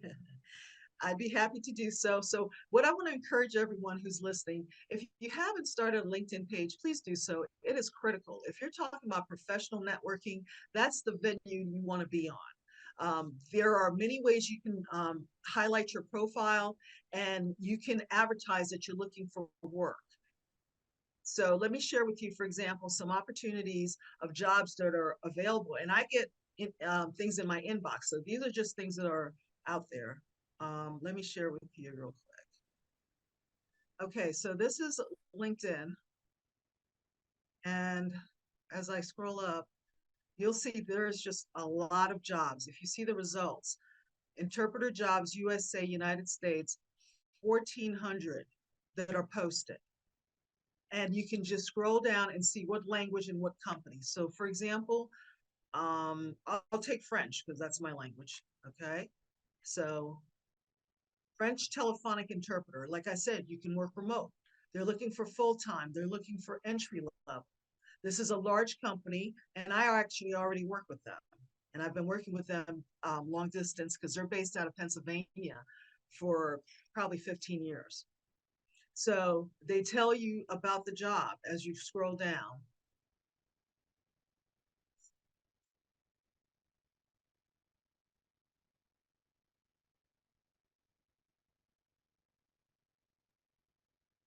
So it's a very robust way to actually find opportunities without ever feeling like you guys don't have, people who speak multiple languages have a tough time to kind of figure out where they go, especially if they want to get into the United States. Go ahead. And you have many languages that are available. If you look through the languages, you see Zo, Arabic, Guarani, Wolof. You have all kinds of languages that are available. So what I encourage you to do is to, if you can, do a double major. If you already are a native speaker, continue to study your language, study it well in terms of your proficiency in writing, because it's not just about speaking, it's also being able to write. And sometimes even as an interpreter, they might hand me something that's written like a consent form in a medical setting, whereby I have to tell them what we call a sight reading, a sight translation. I read it and translate it and tell them verbally what it says in order for them to sign the consent. So it's important that you're polished with your reading and writing and culture as well, because understanding that, let's say, Spanish that's spoken in Peru or Colombia or Venezuela, it's different from Mexico and Puerto Rico and Cuba in terms of the culture. And the same for French. French in France or Canada or Haiti or Guadeloupe or Cape Verde is different. So that's what I wanted to share with everyone. I'd be happy to take any questions now if I have time, or I'll be happy to join you in the breakout room. Okay, let's do you in the breakout room. That would be great. Well, thank you so much again for having me in your career spotlight. It's been a pleasure. I love it. So if you guys have any questions about multilingual careers, definitely go to the breakout room. It'll be perfect for you. Next, we're going to have Alicia Elms from Active Minds. Are you here? Hello, I am here.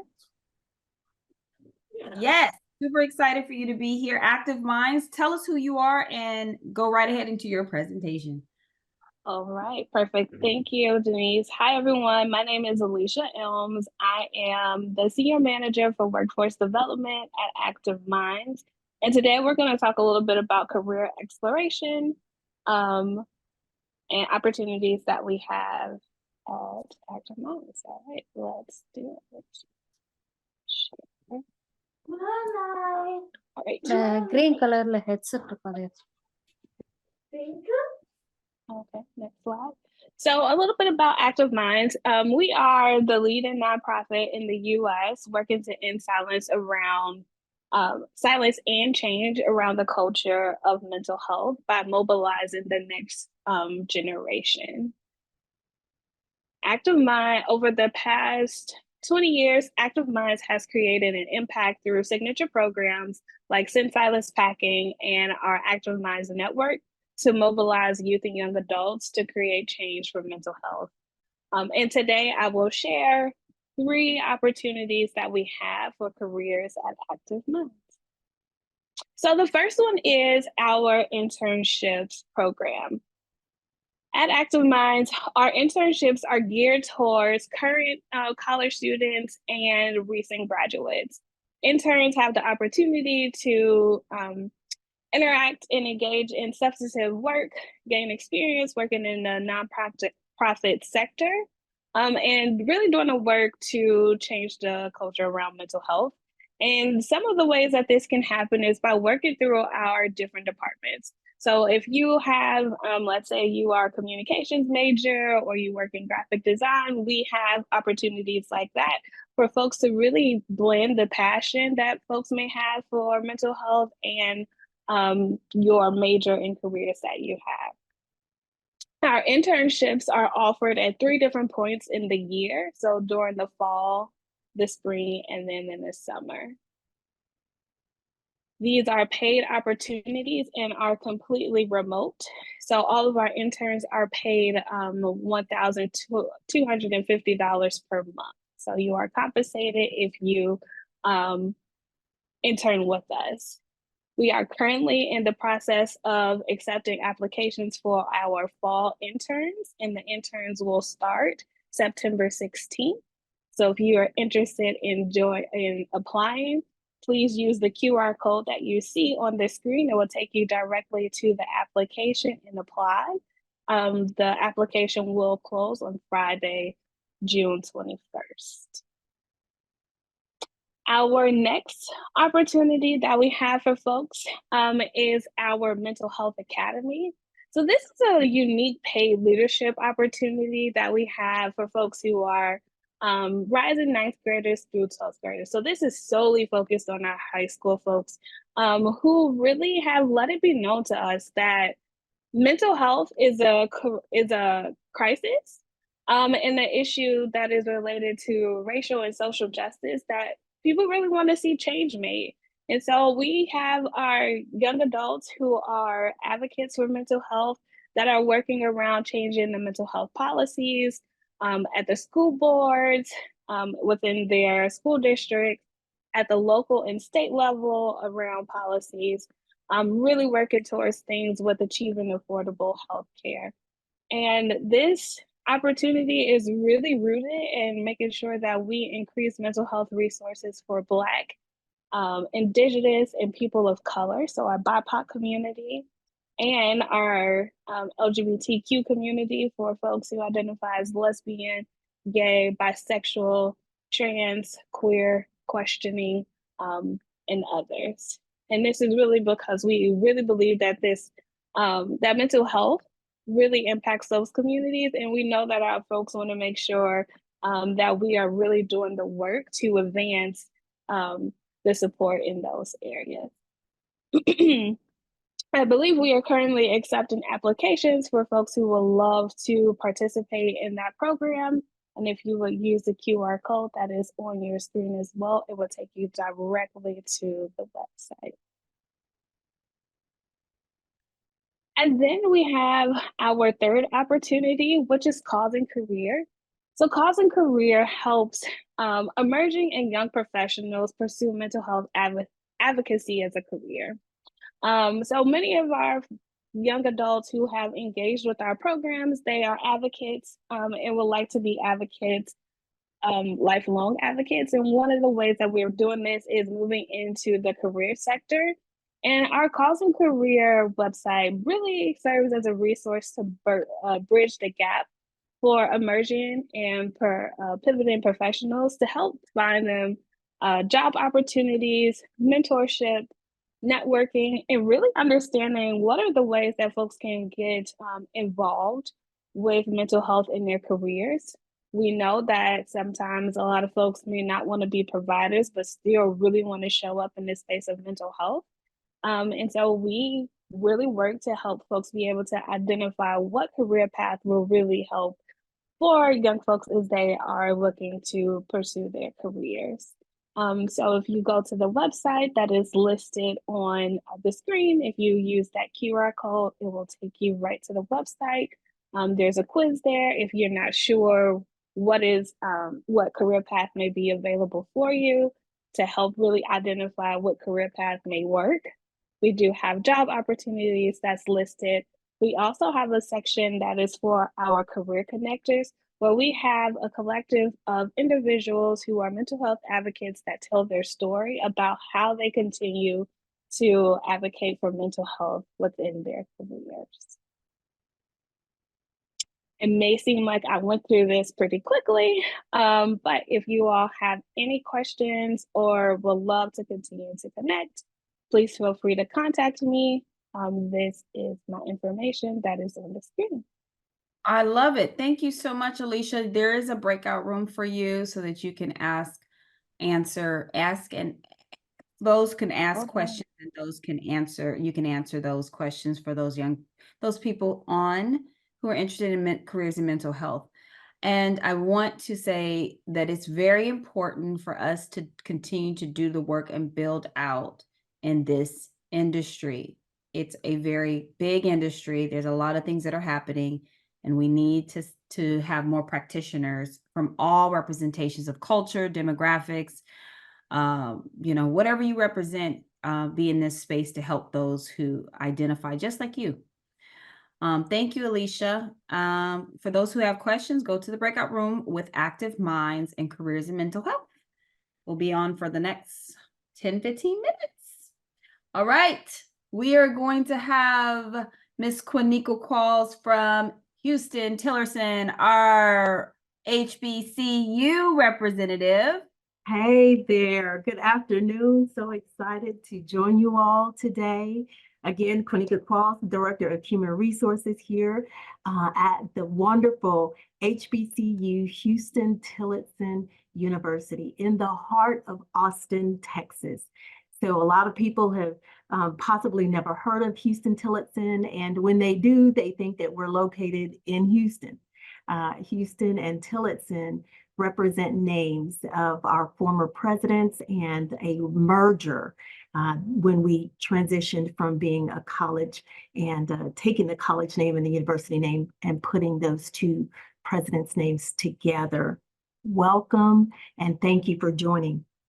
We have several opportunities that we would invite you as young professionals, as seasoned professionals, to join us on our college campus here. We are just around 1,000 students and here in downtown Austin. So you couldn't position yourself better than Austin, Texas, because it is listed as one of the top 10 cities of economic growth.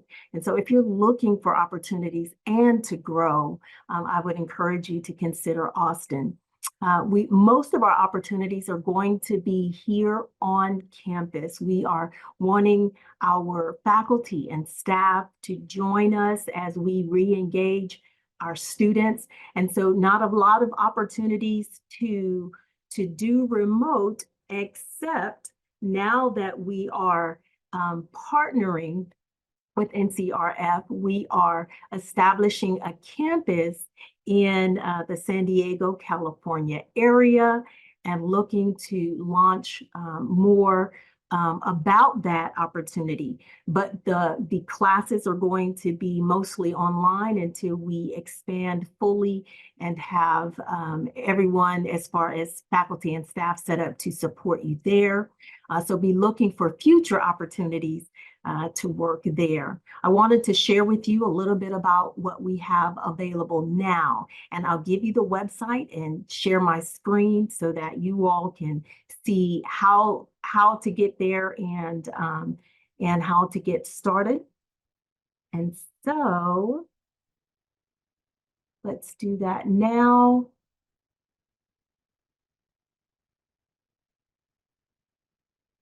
Here we are. When you are looking for an opportunity on our website, you will navigate to htu.edu. Again, that's HTU for Houston-Tillotson University.edu. And when you come here, you can either just put in /careers, or you can come to offices down to human resources. And once you get there, you'll see the link for careers over here to the left. That will take you to our careers page, and it takes just a few moments to load, but I'll go through a few opportunities that we have available and looking for your specific expertise. I've already got that pulled up. All right, so the first one is our accounting specialist. This is someone that is going to help with just the accounting side with our business office. And so you'll work closely with students and their student accounts. You'll also help to assist with payroll. And so we want to looking for someone that has the accounts receivable, payable experience. You know how to do debits and credits. And so that's going to be key there. So accounting specialist is the first one we have on the list. We have an office manager opportunity, which is for enrollment management. If any of you know higher education, Enrollment management is the heartbeat that helps us to seek out talent and students and help to build the university as far as enrollment. And so you would be a support to the enrollment management team as the office manager. We have a university archivist. This is very special to us because Houston-Tillotson University is the oldest institution of higher learning in Austin, Texas. Next year, 2025, we will be celebrating our sesquicentennial celebration for 150 years. And so the archivist helps us to capture all of the things that we have done through that time, through those years, and be able to preserve it, put it on display, or make it available for you all to see, to check out. And so that's pretty exciting, a pretty exciting position for us. The next one is going to be Director of Career Counseling and Consultation. So this is someone that is going to be able to connect one-on-one with the students.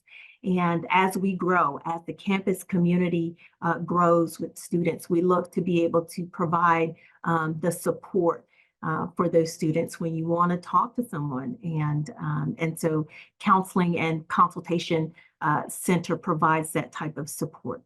Then we have our residence hall coordinator. Again, as we grow, we have had to expand outside of our campus community to be able to have housing, which is a great thing. In higher education, that is probably the issue across all campuses, is being able to bring in the amount of students that desire to be there. And we want to be able to provide housing. And to do that, we need more coordinators to bring on board. So if you are looking for a place to stay, this provides room and board so you can live here. And the expectation is that you are helping to manage the students and manage the student leaders, right? So you have the residence hall leaders that are managing the students on that floor. And so you get to help develop them into young adults. As they grow, you get to be a part of that experience.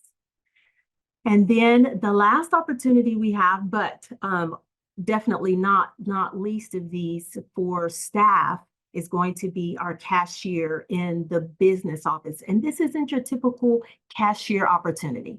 The cashier is going to be able to take payments. And so when students are needing to pay off balances or make a payment for their balance, or to be able to communicate at the cashier window what is due, or set up payment arrangements. Also be able to look at spreadsheets and do debits and credits. And so this is that type of cashier that we're looking to bring on board. Again, all of these opportunities are available because we are growing. And we ask you that you join our team, or if you know someone that is looking for opportunities, we ask that you share this information. We also have these jobs. They are also posted on our LinkedIn page. And so you're welcome to go out there and see it out there posted, accounting specialist, and just check out all of our posts. We've got a lot of fun and exciting things coming up, and we go live. The president, Dr. Melba K. Wallace, she goes live. And so you get to speak with her and get to know more about her. These are just our staff opportunities. We also have faculty opportunities. We have adjunct opportunities. So if you have your master's degree and you're looking to join us to teach a 5-week course, we ask that you consider Houston-Tillotson. And those options will be made available to you on the website as well. So just pretty excited about what we're doing and how we are growing. And we couldn't be more thrilled to be able to expand our footprint into the San Diego area, and just being able to partner with NCRF. I will pause there. Does anyone have any questions for me? Yes, we have a question about the classes. I know this is a broader question related to our relationship with Houston-Tillotson. Dr. Price, are you on? I think she is. She probably Yes, I is. am. Okay, in the chat, if you work or intern with Houston Tillerton University, can you take classes as well? Yes. All right. And I Yes. know, yes, I wanted the two powerhouses to answer the question so that you hear from the leaders themselves. So hopefully that answers your question, Ms. Davis. And then can you, are you just super excited, Dr. Price, with this opportunity, with this venture that we're doing here in Southern California and also expanding the HBCU fabric in the West Coast? How are you Yes, feeling? I'm super excited because I feel like it is a HTU Cali, but also it allows our California students to go to Austin too. So I look at it as a HTU abroad or his HBCU abroad, where they could study on both campuses and have the experience as we continue to build out the HBCU experience here in California. Exactly. And if you guys go to our website on thecollegeexpo.org, you will see our pop-up that shows the Houston Tillerton information for our summer academy that is now, I think we're at capacity if we're not, but you can still get the information to know about future signups and stuff like that. That's going on right now. Hopefully you guys will look at all the opportunities we have, not just here on this virtual internship and career, but also on our website. But I'll put it. We have some the people with chat. their hands raised, so I think it'll be great to answer questions right now. Yeah. We are your hub, everyone. We are trying to bring all of us together so that we can better the lives of everybody. So we're all in this together, especially when you look at students or individuals or adult learners or adults or people trying to look at new careers, change careers, go into careers. There are so many things, and I think the world gives us just doctor, lawyer, the world, when you're in school, you're just taught the basics. But in engineering, for instance, there are like 25 different types of engineers, more than that you can be. So that's why I said this is your hub. We will be doing this at least twice a year to bring our employers that we have partnerships with here as a platform to be able to share with you the opportunities. As we have our family from other countries, we'll look and see how, when you look at the world now, it doesn't matter where you live because you have virtual and a lot of options. As we call centers today, we're talking to people who are in another country. So that tells you that the world is everybody's available. There's opportunities for everybody, regardless of where you are. Exactly. So in the chat is the information about our summer academy with Houston Tillerton. And then Ms. Qualls can actually answer more specific questions if you guys want to ask right now. We have one hand raised. We have two hands, I think. Two hands. I'm sorry. Three hands. Joseph is raising his too. Come on Great. now. Well, this is, you know what, you guys, this is where you ask those questions. So go for it. You want to, Go ahead. So, this video, is it gonna be uploaded to YouTube in a few weeks or? yes. Okay. It will be uploaded right away. Here's the thing that we're doing. And also it'll be edited. So all the start on that so that you can just get right to the nitty-gritty. But everything we do, we're trying to make sure you have an opportunity and not as cookie cutter. So it's like this, got to be like this. We are like, take the blinders off. We're trying to make it available for everyone to have an opportunity to do everything that we have been given the gift to be able to do. And that's everything, right? So yes, stay tuned, stay in touch. The fact that you register, we'll know to send job, career, and we're going to send scholarship because it's like job, career, scholarship, apprenticeship, all those. You'll continue to get all those. Some you'll be interested in, some you may not, but just to yourself, make a commitment to, if you're not, pass it to someone else who can. That way we're all working together so that everybody wins. We'll Hi. take one. Go ahead. Hi, so I have a one question to Quinica regarding the job opportunities she just wrote to us. So like I'm just completing my master's in business analytics and I saw that some job opportunities there, but I'm residing right now in Canada. So like is it allowed to apply from Canada or they are just only looking for the USA candidates only?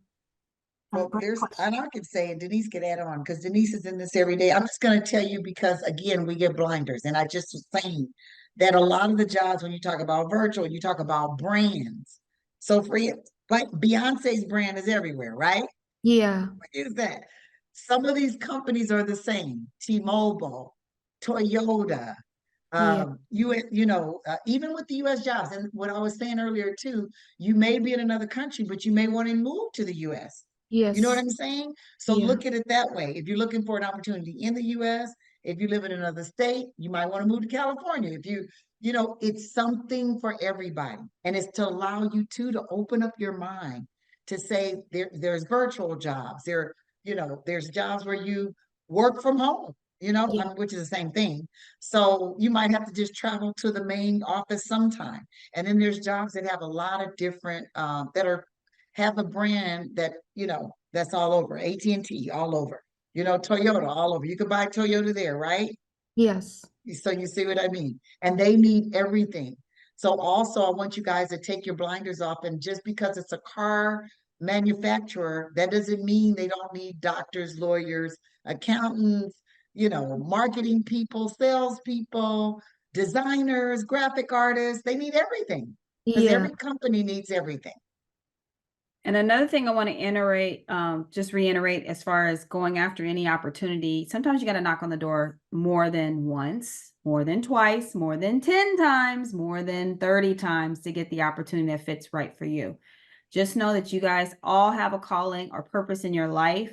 You guys are all designed to be here for, to help, to serve, to in one capacity. Your gifts, your talents, your skills will be somebody's special gift, like, hey, I can't believe I found this person. Awesome. And you came from Canada. This is amazing. So don't limit yourself in your ideology and thinking. Please continue to build your skills, your certifications, your education, so that you can constantly be ready for the job market and how it opens up to you. To our specific, oh, go ahead. No, I was going to say, we have two employees that one doesn't live in the country and one lives in another state. So I'm just letting you know, that's what I mean. It's going to come down to the need of that company. If it's something that can be done where it doesn't need a physical presence, then yes. And I think nowadays every company has that. Yeah, that's true. Thank you. So, Ms. Qualls, can you actually answer the question specifically as regarding international students who are on, or people, I would say people more than students? Absolutely. Excuse me. So right now we are we have just launched a fully online program. And so we are looking to have those that may be anywhere outside of Texas that can support our online program. And so there is opportunity there for you to be right where you are. Thank you so much. Yeah, absolutely. If you're looking to be an instructor. That's excellent. Okay, so I'm going to have you, Ms. Qualls, go to the breakout room for a few minutes. Good to go. All right. Happy Friday Eve, all. By way of professional introduction, my name is Enemini Ekong, and I work for the Office of Personnel Management. That big OPM that you see, I'm sorry, over my left shoulder, stands for the Office of Personnel Management. And OPM is the Chief Human Resource agency for the federal government. So all of the 441 plus federal agencies that make up the 2.2 million federal employees that work for you all as taxpayers, we serve as the Chief Human Resource Office. And so we create all of the policies and guide a lot of the human resource actions that happen throughout the federal government. So I work as a what's called a talent acquisition specialist, which is just a fancy way of saying that I spend the majority of my job making sure that individuals like yourself are equipped with the knowledge and or resources to become a public servant if you so desired. And then I walk back across the bridge to federal hiring managers and I work with them to make sure that they're creating opportunities so that you can come into public service. And so that's what OPM is. When you think about how you would start a career in the government, the thing that would most help you is applying. And once again, the role that I play is when you desire to apply, I teach you how to apply. And I'm going to briefly share my screen as to where you can apply. So our database where we put all federal jobs is usajobs.gov. And most of the federal jobs get hosted on this site. And I say hosted because similar to Grubhub or DoorDash, we're a platform for all federal agencies to dump their jobs in. Once you start applying for a job, what happens thereafter is really up to the agency. And when I said that most jobs are put on usajobs.gov, what I'm trying to make clear is there are some agencies that only post jobs to their respective departmental sites. So say, for instance, you wanted to work for the FBI, there might be some FBI jobs on usajobs.gov, or there might be a good portion of the FBI jobs that are on the FBI.gov website. So if you're interested in a federal agency, you definitely want to look both at usajobs.gov and the agency's website. So this is where you would apply for the site. There's a ton of functionality on this platform, but this is where you would create an account. This is where you would upload your resume and any supporting documents, like if you just graduated and you want to put your transcript. If you're a military personnel, this is where you would do everything. There are hiring paths, as you can see on this page, and each one of these hiring paths is just a reminder to you all that in the federal government, we desire to bring all members of or all segments of the American society into the federal government. So if you're a student in recent grad, if you're a veteran, if you're someone who's a transitioning professional, we want to make sure that you have an opportunity to work for the federal government. So I am going to attempt to stop sharing here. And the next question I want to answer for you all is, what types of careers are there in the federal government? I think the better question is, what federal careers are there not in the federal government, rather? Everything that you could possibly think of exists in the federal government, whether or not you want to be an astronaut, an engineer, whether or not you want to ride horses, take care of bison and buffalo, whether or not you want to fly airplanes, be on ships, if you want to climb trees, if you want to cut trees, if you want to take care of the environment, if you want to do meaningful community work in environments, if you want to help the underserved, if you want to help parents, children, if you want to be a nurse, a doctor, you name it. And when I say that the 2.2 million federal workers represent all segments of society and all disciplines that you can think of, it is just that.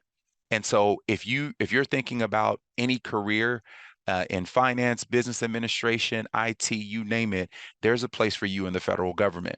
And we would love to put on any workshops to really kind of go through any specifics and let you know what agencies kind of best aligned with your desire and your passion. The next workshop where you all can learn more about how you can be competitive in the federal government would be June 24th at 2 p.m. Eastern Standard Time, because I'm here out on the East Coast, but we try and do sessions at least 2 to 3 times a month.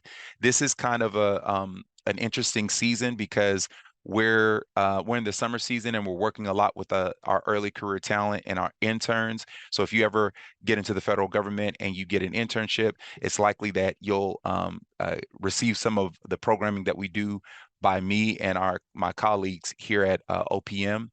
But because we're in kind of like intern season, we're maybe doing 1 to 2 resume and interview sessions. But the next session is Monday, June 24th at 2 p.m. Eastern Standard Time.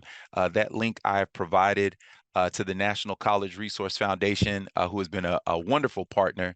And so we look forward to making sure that you all can have exactly what you need, so that you can know how to be competitive. We'll teach you how to look at a job announcement, how to write your resume so that it is competitive for the job that you're applying, how you know that you qualify for a job, and then most importantly, tips and tricks that will help you be more competitive than those in your discipline, whether you're a business administration, whether you're finance, you name it.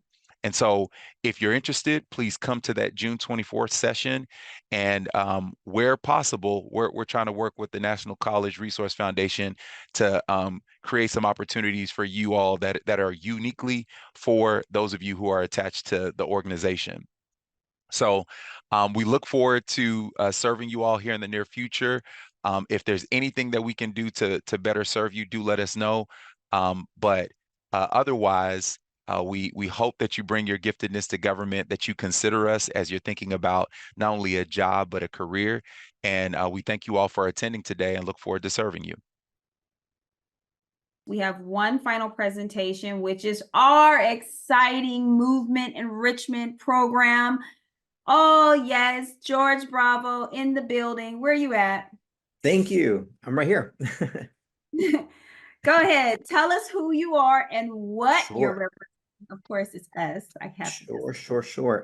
Well, my name is George Bravo. I was looking currently at the date, and it turns out that I graduated 10 years ago from college, and I've been here since I graduated. So I'm happy to be here. I started off just giving you a little background of myself.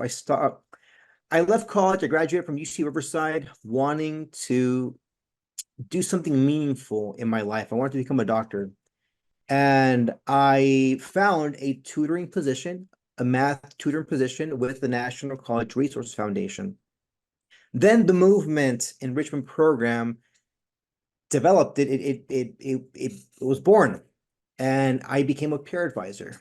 And so the peer advisor is the entry-level position in the movement. And well, I think that there was grace upon me. I showed a bit of leadership capacity, and I began to grow.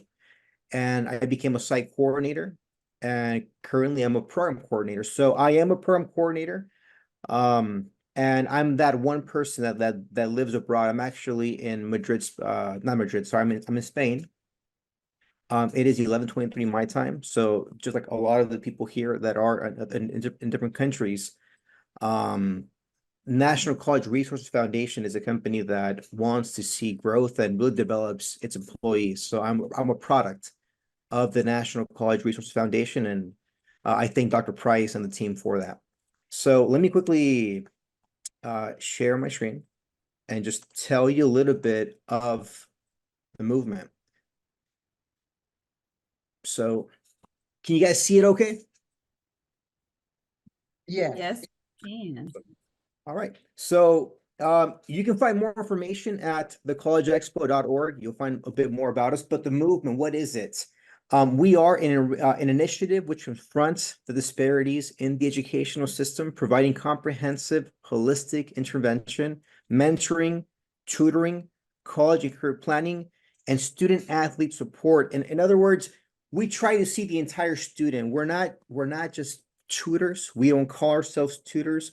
We do lots of things, and we try to see the entire student. So wherever the need is, that's where we are. And so we wear many hats, but our mission, our goal is to really build and pull out the best that is in that student and show them what's already inside them and push them forward. Now, within the movement, and this might actually have changed, but we're currently in California. I think that there's potential to be in other states and maybe even at an international level. So I think there's definitely opportunities for us. But we're currently at Pomona Unified School District. That's the district I currently I oversee. We have Linwood Unified School District. We have San Diego County of Education and Norwalk La Mirada. I know Dr. Price is here. Is there one that I'm missing? There's always some coming. At the end of the Yeah. day, we're always looking for people, especially in Southern California. However, we are in about 14 markets. So Perfect. Thank you.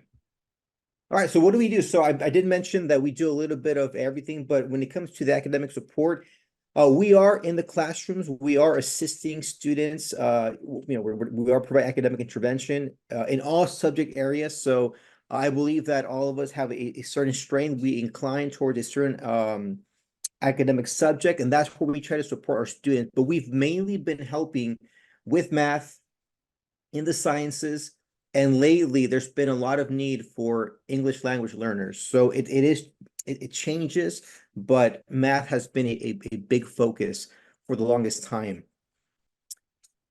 We're also doing the college and career readiness. So we're assisting and we're helping students explore.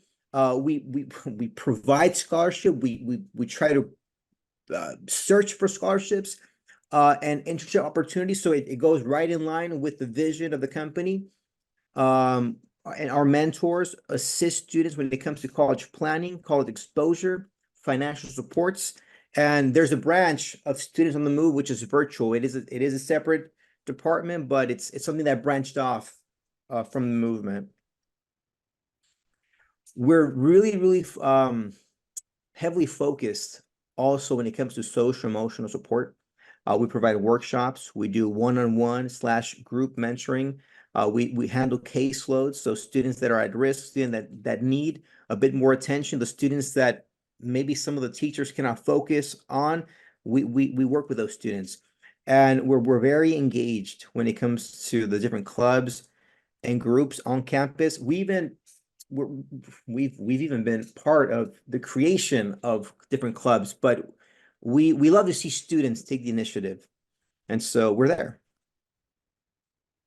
We're also doing different extracurricular activities. Here we have a team that they're playing Jeopardy. They're just being really involved. But we just do different activity, field trips, sports, where we partner a lot with the STEAM team, provide different types of resources, and we're again very involved when it comes to the different districts we're in. So some nice statistics, you'll find this on our website, but on most, if not all of the schools we've served, we have a 100% graduation rate amongst our African American students. And so we're really proud about that, just because we'll also connect them to the Black College Expos, which again is something that the company does. We've been doing it for a long time. And well, we're proud of our results. When it comes to our scholarship recipients, 95% of them have completed college. So, they didn't drop out. So again, we're proud of these results. And 70% of our intensive students that are at risk of failing increase their letter grades at least by one letter grade. So through our interactions, we do see results. And of course, you'll see the little diagram we have here. So if you're interested in being a part of this difference-making team, the movement, you're welcome to scan the QR code, and you have my information there with you. So George at ncrfoundation.org. Now, if you are located I'll leave this on for a few seconds, but if you are located in Southern California, near the Pomona Unified School District, we are currently hiring. So I'll take advantage. We're looking for peer advisors. If you know anyone that lives in Southern California, near that area, peer advisor, we're looking for people that are able to provide academic support to all students in all subjects, mentor and coach students academically and social emotionally. We want students to be proactive, the peer advisors to be proactive in assisting students with homework, classwork, etc. And so these are just a little bit of the responsibilities that they have, but this position starts off at $17 an hour, goes up to $19 an hour. If you scan the QR code, you'll see the application and the requirements and some of the job duties. Thank you so much, George. And just to reiterate, the movement is doing what they are called themselves doing, moving. They are moving. Making it is a movement to transition. Also, you have, I see, go ahead and talk about this position. This is just the last one, and this is the site coordinator. This is the if you're looking for a leadership kind of opportunity within the movement, this is the site coordinator is responsible for a school site. It could be one or multiple sites. And the starting pay rate for this one is 22 to 23.50 an hour. So the QR code is there. Again, we are hiring. We are currently hiring, and I'll be interviewing you if you apply. Thank you. And so he's doing that from his remote position because he's already been in the field. Now he's working from a remote position. So I just want to reiterate to you guys that it's very important that anytime you're working for an organization like ours, NCRF, we're very integral. We try to keep who we are, what we represent is providing resources. Whatever we do out there, it implements so much value to those who we serve. So we want to make sure we hire people who have that same integrity, who have a passion to serve, a passion to help people who represent the underserved, the low resource, at risk, homeless, foster, you name it, multicultural. We specifically target the demographic that has been marginalized because the school districts that we're in and the calling on our organization's life and our mission is to serve that. And I know Dr. Price is here, so she can reiterate the passion that she's had over 25 years ago, having this vision and now pushing it forward now with all the expansion that we've done. And it takes a village to raise children and to continue to push this up. So thank you. George, if you want to go into the breakout room so that people can ask questions, and I'm going to share my screen real quick to close this out. So we'll spend another 10 minutes to do this, just to kind of reiterate everything. Everybody can see my screen, hopefully. Our virtual internship career spotlight has been brought to you by NCRF, the Internships and Careers Department. Thank you for joining us. All right, and if you scroll all the way down, you'll see join our NCRF Talent Recruitment Center. You can create your profile there, and it's powered by our Matchplicity. We'll be uploading opportunities ongoing in over from months to weeks to it's going to be a lot of opportunities, and you need to check it regularly so that you can actually see where you match to. If you can see, this is one of our old internship and career spotlight. You can watch that. That's also featured on our YouTube channel. There's other opportunities with our partners. There's that Push Excel scholarship with the Jesse Jackson Fellows Scholarship and Internship sponsored by Toyota. It's on our website. We also have a medical terminology for those interested in the medical field. It's going to be shut down coming up tomorrow because it's going to start this coming up next week, where you guys can receive information about medical terminology. If you're in the healthcare industry, if you want to expand your vocabulary, you want to be more familiar with all the different terms, this is the class you need to take. It is free. It is free. So definitely go to our website. You do not have to be majored in anything healthcare related, but if you are interested in learning, you're definitely welcome. It's 18 and over, 18 and over. That's all the requirement, 18 and over. Receive a And if you can attend. certificate. You will receive a certificate upon completion. Thank you. Thank you.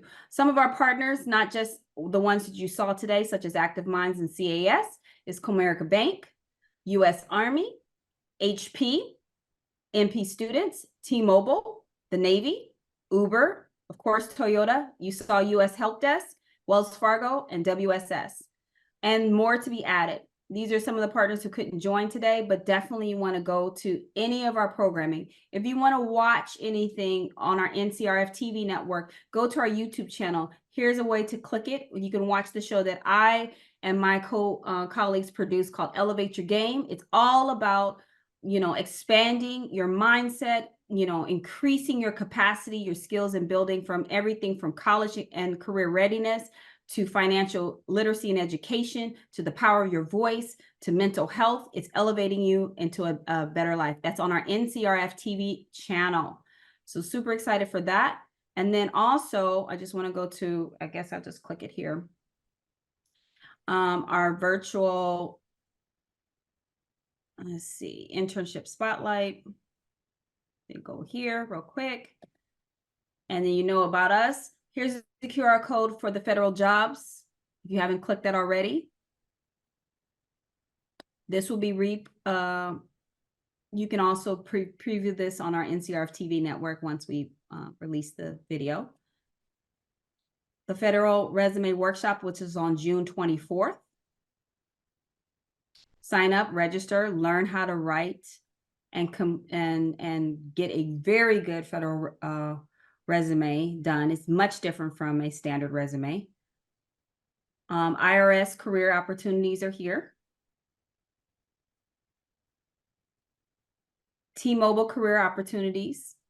This is to link to get registered to get the NCRF T-Mobile career opportunity so that you can get an alert and they know, T-Mobile will know it's coming from us. So they do a first look for our NCRF attendees. If you are, Matchplicity, we've talked about it enough, but here it is again. The link to Matchplicity for our NCRF talent recruitment portal. We're all things hiring in LA, Los Angeles, based on your zip code for 14 to 24-year-olds. This is a great opportunity to work.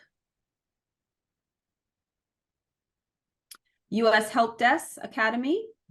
Coach D was talking, and she was talking about all the cybersecurity help desk jobs. And you saw her student that she was teaching a class in the background. She's paused to do the virtual. Our medical terminology, it starts June 11th through August 1st. Every Tuesday and Thursday, different time zones. Pay attention to the time zones, please. We are Pacific Standard Time, so you have to adjust if you're on East Coast or international or, other. 18 and over.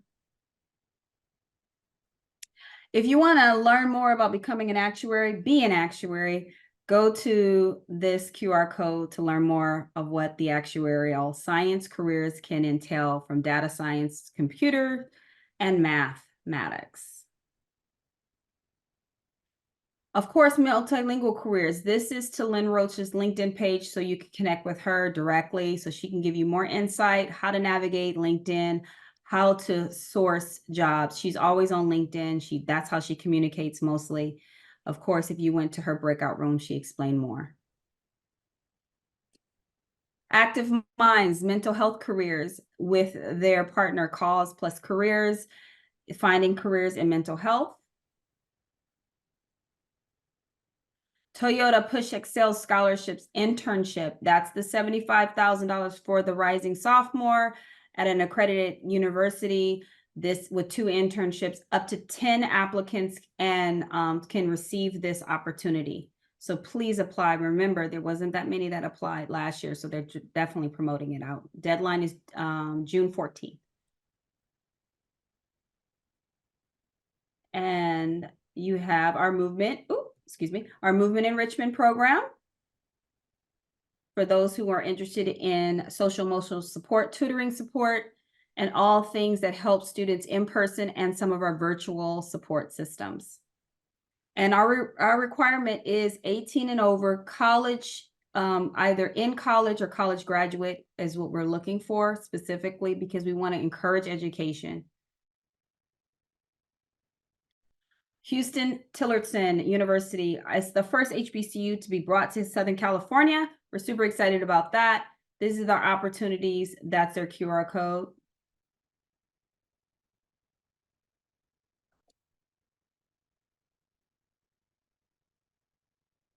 And I think that's it. And here's our socials. You see, we have so much we offer, all our programmings and all the different expos that we do. And now we have just activated our HBCU honors, which honoring all things HBCU and our awards ceremony. Thank you so much. for joining us on this adventure of a lifetime, minus all our technical. But you have been an amazing, amazing audience. If you guys have any further questions, now's your time. We're going to, I guess, close this out, and we'll do some editing. So I just want to take the time to answer any questions. Go ahead, you can ask away. Hopefully this was helpful.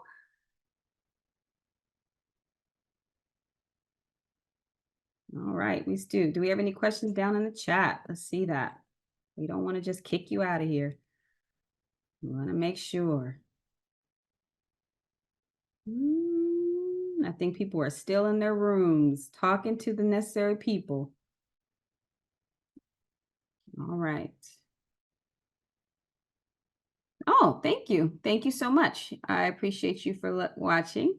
Joseph, Yeah. have Do you IT. yeah, do you have NCRF? You have a question, sir? Yeah. Do you have IT at NCRF? What'd you say, sir? Do you have IT at NCRF? We don't have any technical IT right now. Okay. But I want you to go to the US Help Desk for that. We're more so the education part, the hands-on with the students right now. Okay. What state are you located in, Joseph? This is Xavier. That's my brother's name. Oh, Yeah. okay. Xavier, where state are you located in? Tampa, Florida. Oh, Tampa, Florida. Okay, great. There's a lot of opportunities with IRS in Florida right now. Marcelette, who gave the presentation earlier, she said that directly. So definitely want to go to the IRS, and we gave you those links already. Okay. And there was a lot in Florida. She called me directly and said that. Okay. Policy and advocacy based positions. She might want to connect with our governmental civic engagement person, Tamar Bates. You might want to refer. Tamar might have some opportunities, or at least know of some. Somebody That was asked a about. question just asked. Janisa. Okay. She said, do Janisa? you have any policy and advocacy based positions? Oh, I love that.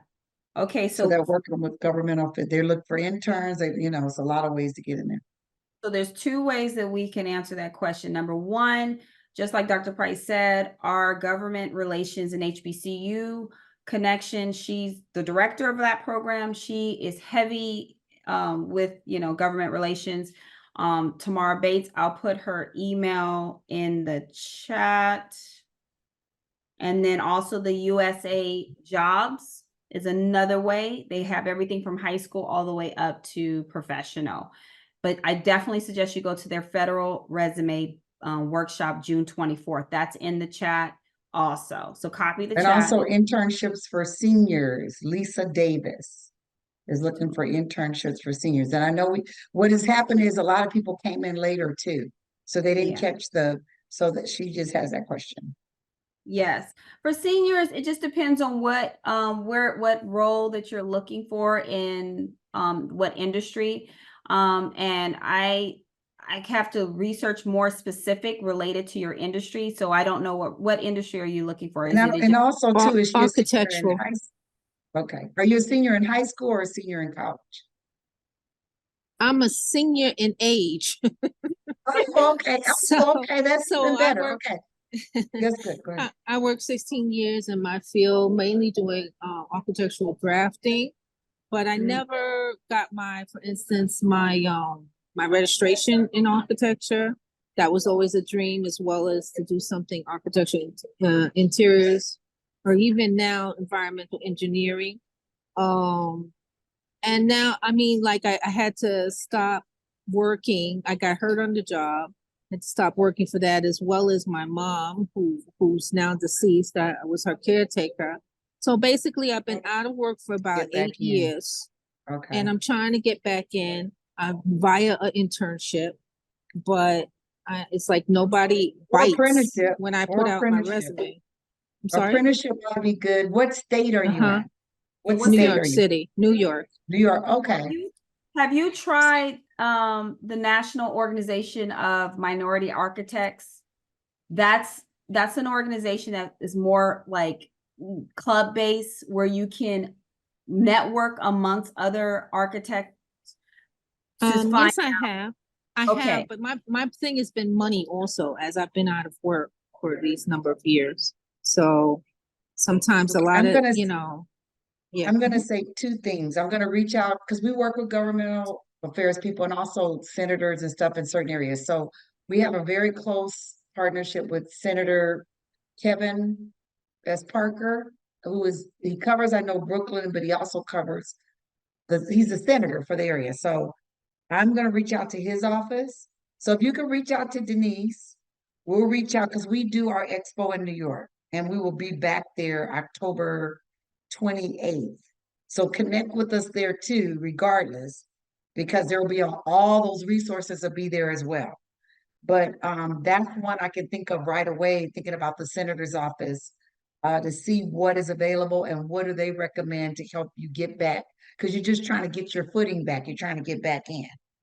It's almost like, That's trying to get back correct. in, trying to get back in the music business, trying to get that song record out again. No, I'm just kidding. But yes. So Yes. connect with Denise. I put her Okay. email in the chat, and then what we'll do is follow up with the senator's office, Denise, and see if Yes. Kevin Parker's office, Senator Kevin Parker's office can assist. Because they And cover then- so much area in New York. Yeah, another thing is very important is that when you guys say that you're interested in specific roles, it actually puts our awareness up of where we need to kind of go into, because there's so many industries, so many fields, and sometimes you can't all get that in this one spotlight. We might have to do multiple spotlights, which is our Right. goal, to do a series of these, at least, twice a year to start off with, and then have them every quarter to invite the industries that you never get to engage with personally. And architecture is one, and also interior design is one. I'm reaching out to some interior design professionals. Oh, that'd be great. Yeah. Too. You guys as long as you're And that- living and breathing on this earth, you guys can continue to go after these careers, because it's Yeah. just not And gonna that's stop. Denise's passion. That's her every day, Thank you. 24/7, trying to connect you. Also, there's a young lady that says, or person that says, I hold a bachelor's degree in history and international relations and a master's degree in peace and security studies. They just want advice because I don't know. Yeah. Oh, okay, so what's your question? Do you have a question, or are you That just was the question. They just want advice. They have those degrees, but they need advice on, I guess, to put it in to gear. Is that right? To ask that question? Yeah, so let's is she Currently, on? they work as an administrative officer in the university. But I think, Okay. I don't know if they're saying that. You could ask them, what do they want to do now? You could ask that Yeah. question. What do you want to do now? What are you interested in? For those who are interested in connecting to our director of government relations, I'm gonna put her information here. This is what we're used to. We're used to people stopping us right in our track in HBC relations. I say government and HBC relations.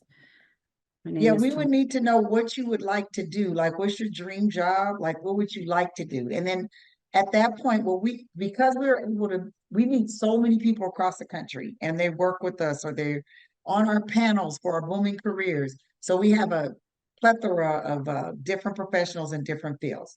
And we have created really this mentoring, I should say, people that will mentor or at least be able to direct you into the path that you're trying to see.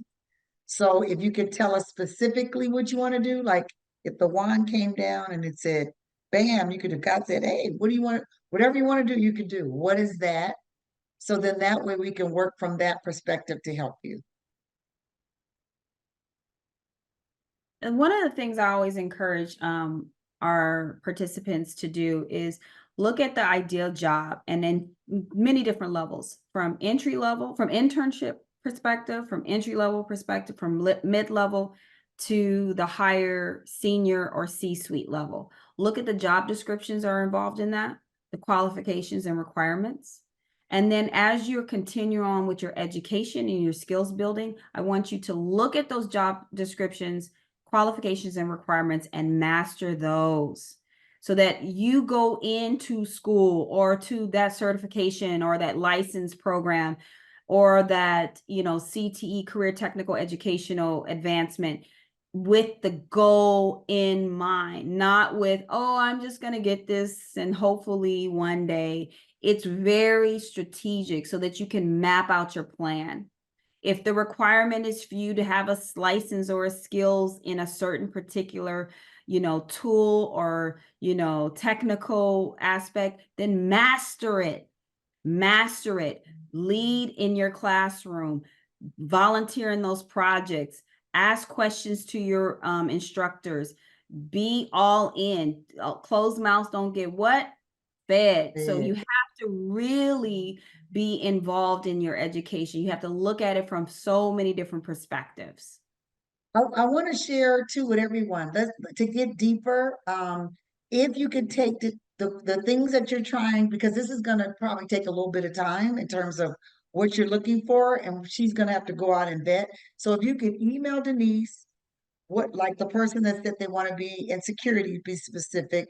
I'm thinking HP right away. If we can get Tiffany and have them have a conversation with Tiffany, because HP is all around the world too.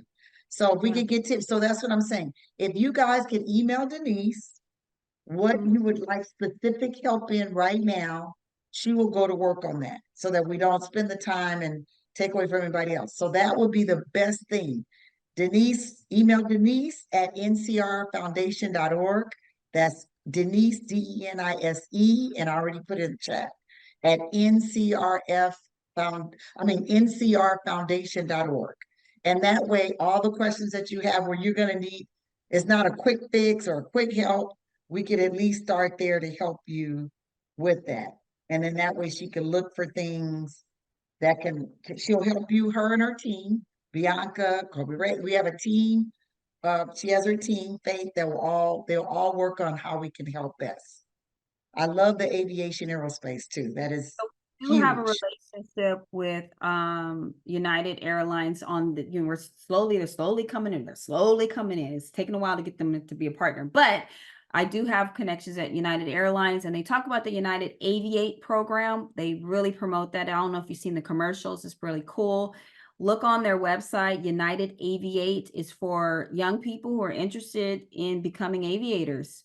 And there's a lot of schools out there now that are trying to recruit more people because there's a huge retiring from the baby boomers. That age bracket, that's kind of like that grandpa age bracket and grandma, they're retiring as aviators, and now they're looking for a new crop of young and energetic people who want to take on the being in flight. So that's a great opportunity. And I'm going to say this last thing because I know there's a lot of people that are looking to go back to school, and it doesn't matter where you are in your life. I just saw a 90-year-old get her bachelor's degree. So we do work with adult learners. When I say adult learners, that's 18 plus. So you're an adult at 18, all the way up to 100 years old. If you're interested in going back to school, we do have all of our partners, colleges that we work with. There are programs with specific colleges that we have. So again, any questions that you have, email Denise right now for the one that says you have a disability and you need help there. We will find a way to help you. The beautiful thing about all colleges, there is a mandate that every college in the country, in terms of the United States, have a disability program or center to help disability students. And you're a student, whether you're one or whether you're 100. So I do want to share that. As we wrap up, again, email Denise specifics. We'll work with you guys individually and collectively to help you in your navigation to success. We love you. We appreciate you. And go ahead, Denise. And you guys make sure that you are engaging with us on our website, on our socials at NCR Foundation. And also sign up on our talent recruitment portal so that you get tons of information. Okay? I think I hear Don. Kindness is, we got muted. Yeah. So if you could do that, that would be great. All right. Thank you so much for joining us. Have a good one. Sayonara. Signing out. Adios.